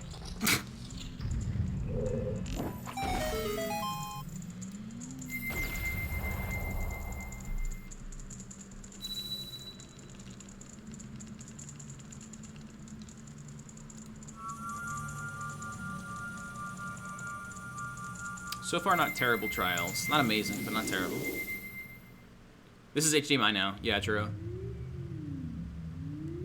Upscaled to 1080.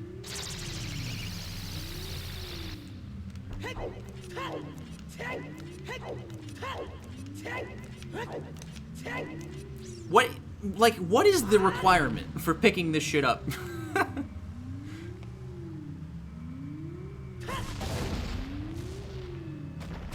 It's pretty good, Cube. It's a good run, for sure. Did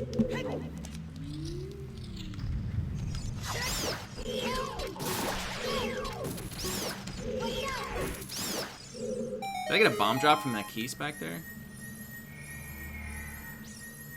Gold gauntlets, that's what it is, Chromium. Thank you.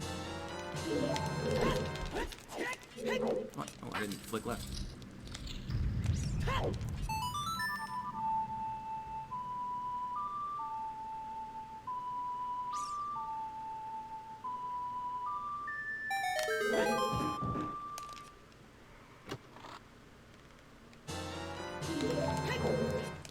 Keys can only drop bombs as flex, I think. I'm just gonna stay. Oh, fuck, I couldn't get back in there because the camera sucks ass. Don't do it to me. Oh, God. Oh, God.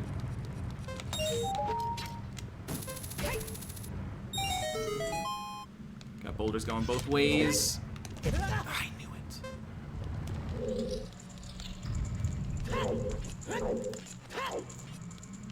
That was a shame.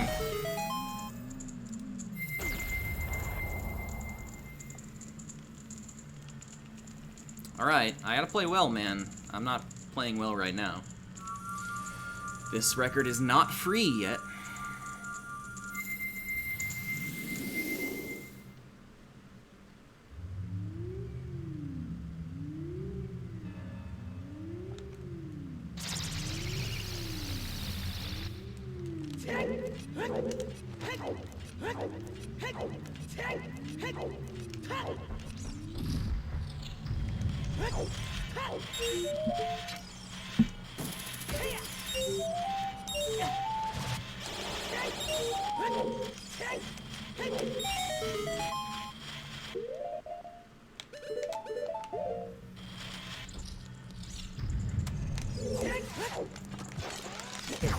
Nope.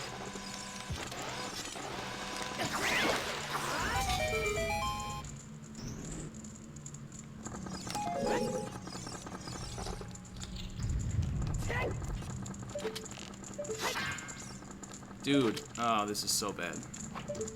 So bad.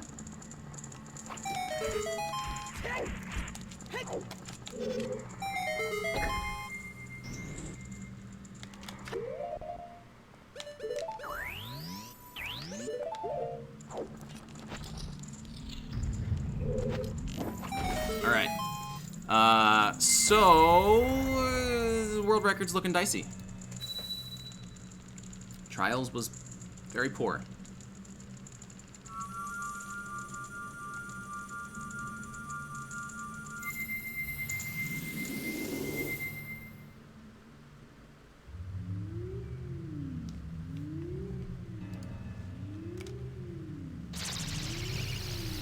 Now I'm gonna be red here, but I have 22 seconds to save from after this to the end.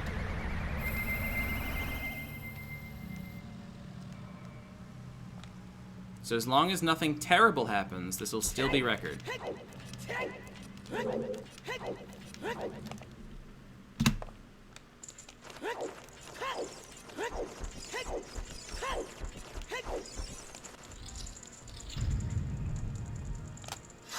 I know, red splits, don't panic.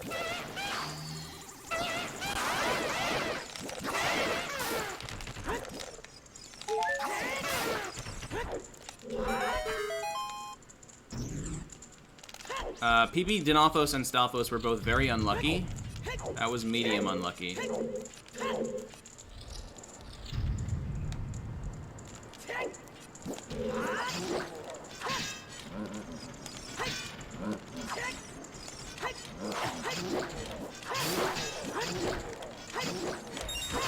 Good save, dude. Managed to get both of those guys.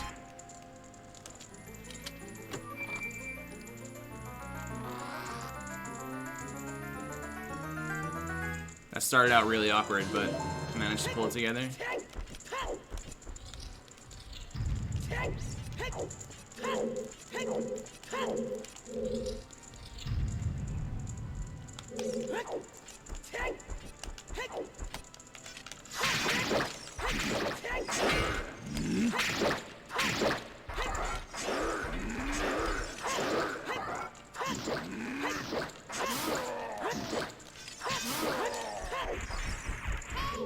Why they desync, I'll never know.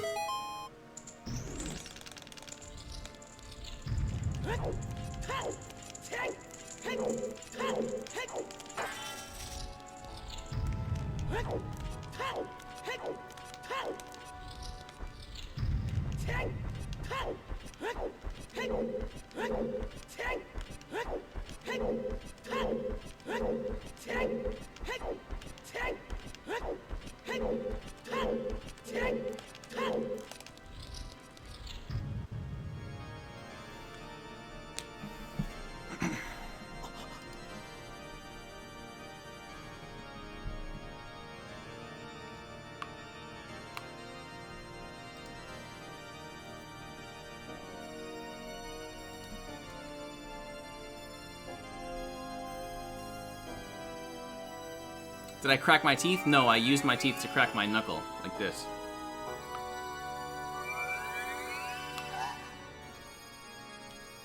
I can like crack my fingers sideways a little bit by applying some pressure with my teeth.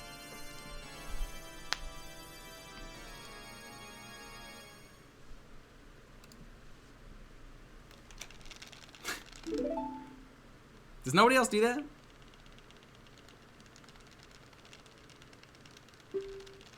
It's like a completely different crack than just like cracking them forward.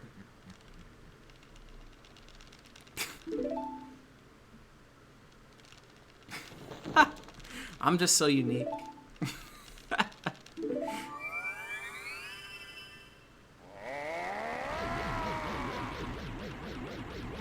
You do, Chef? Alright, see? Chef's definitely baiting me, though. Trying to make me feel like a normal guy, when really I'm fucking weird.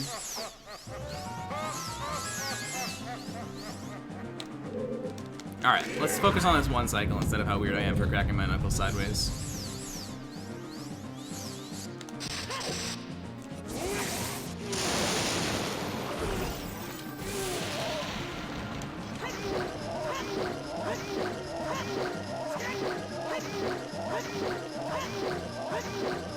Good.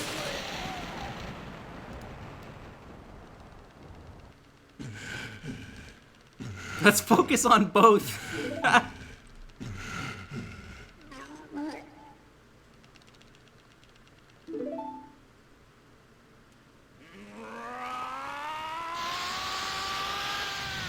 I love how GNS was like, did you just crack your teeth? My teeth have joints in them, just so you guys know. Really helps for speedrunning. That's the secret. Hey, Rox, thanks for the good luck. Appreciate it.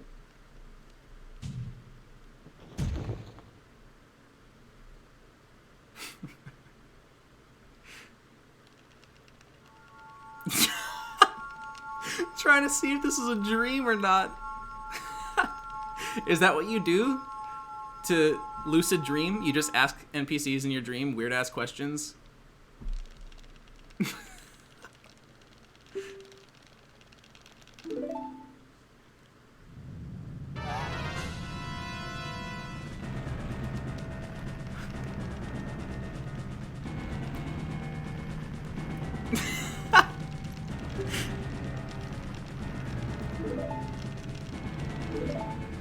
What the fuck else do you call the people in your dream if not NPCs? Dreams are basically just games.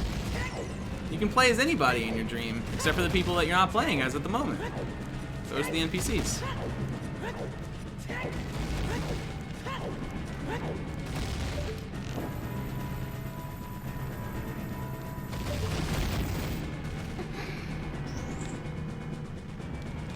Okay, this time World Record's gonna have the side hop. Oh, look at that. Zelda side hop in World Record. Amazing. Saving frames.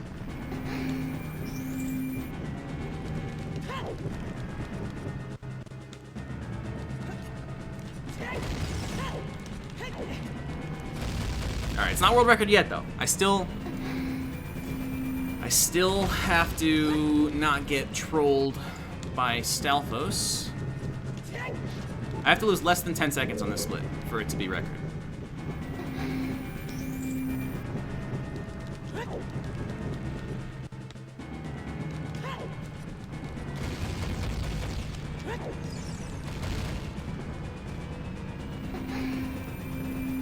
Because the light arrow prevents Zelda's purple magic, and that saves a little time on lag.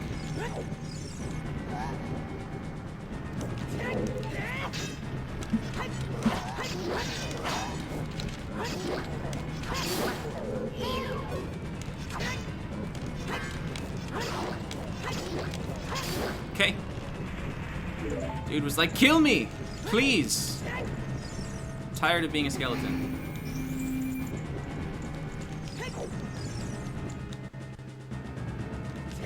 I lost like 4 seconds to those Stalfos, to really optimal ones.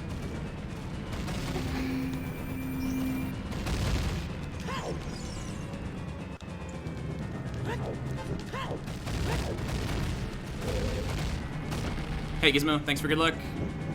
Coming down to the wire, dude.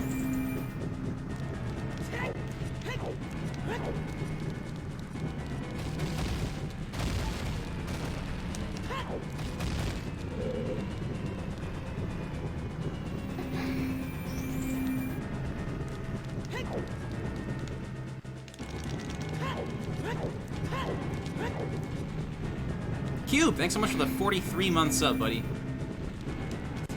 Appreciate that, man.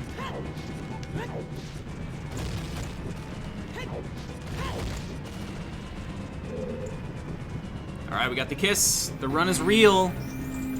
All I have to do is not get trolled by Ganon.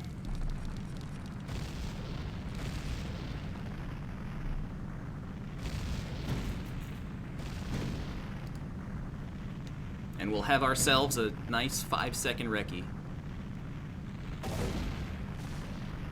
With 25 seconds to save in trials.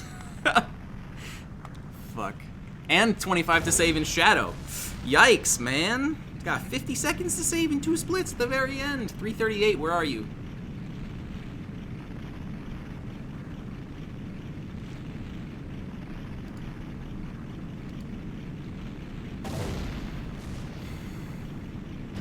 I don't think I've ever seen a VC crash on Ganon, no.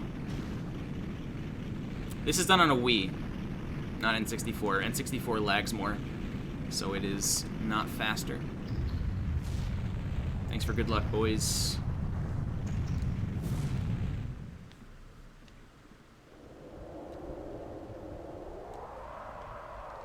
Yeah, 3rd try spinner.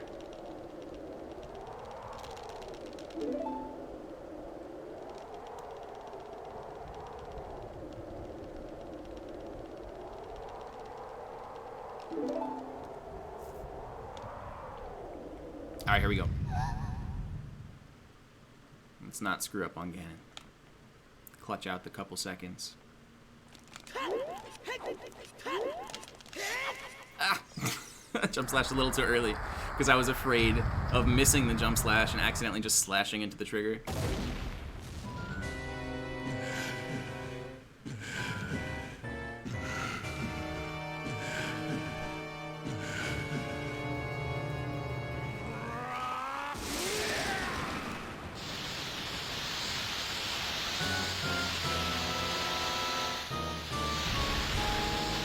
Yeah, and I always do that too early, Chef, because I'm afraid that my forward stab will put me into the trigger.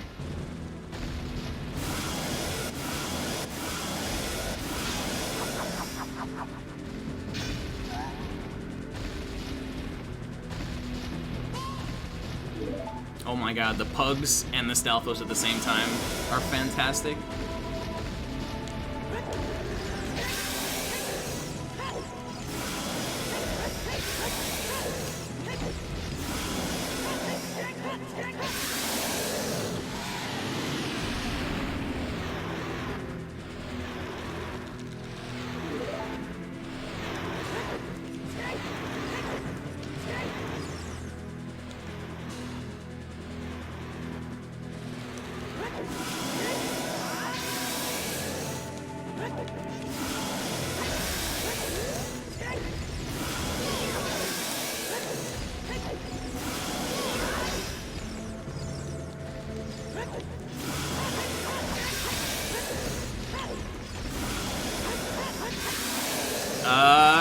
One second world record?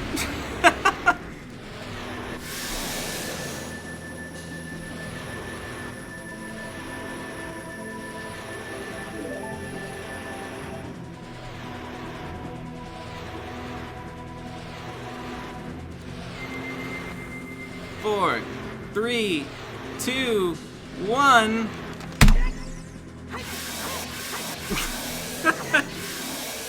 There it is.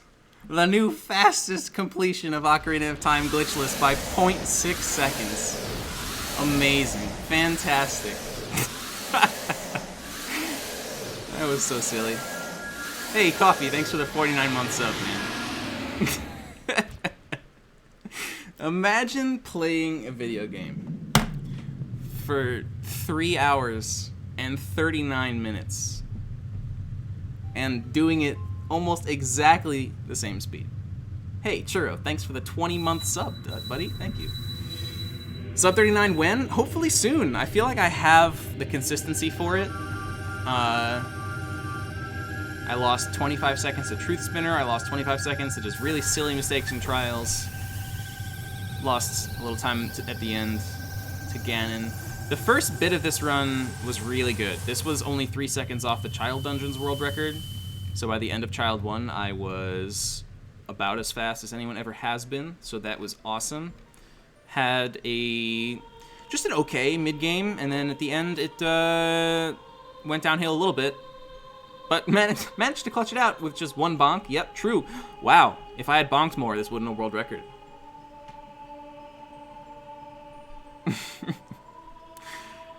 Alright, well, next time we'll do this maybe 0.6 seconds more or less.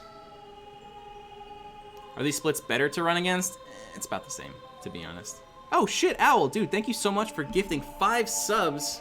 Congrats to Weak Desires, Helio Blanc, Gary, Maggie, and Katarev. Enjoy your weeps. And I guess I'll lock in the splits. Hold on, let me take a screenshot. No golds this run, but that's okay. Golds are starting to get a little bit rarer as I optimize them.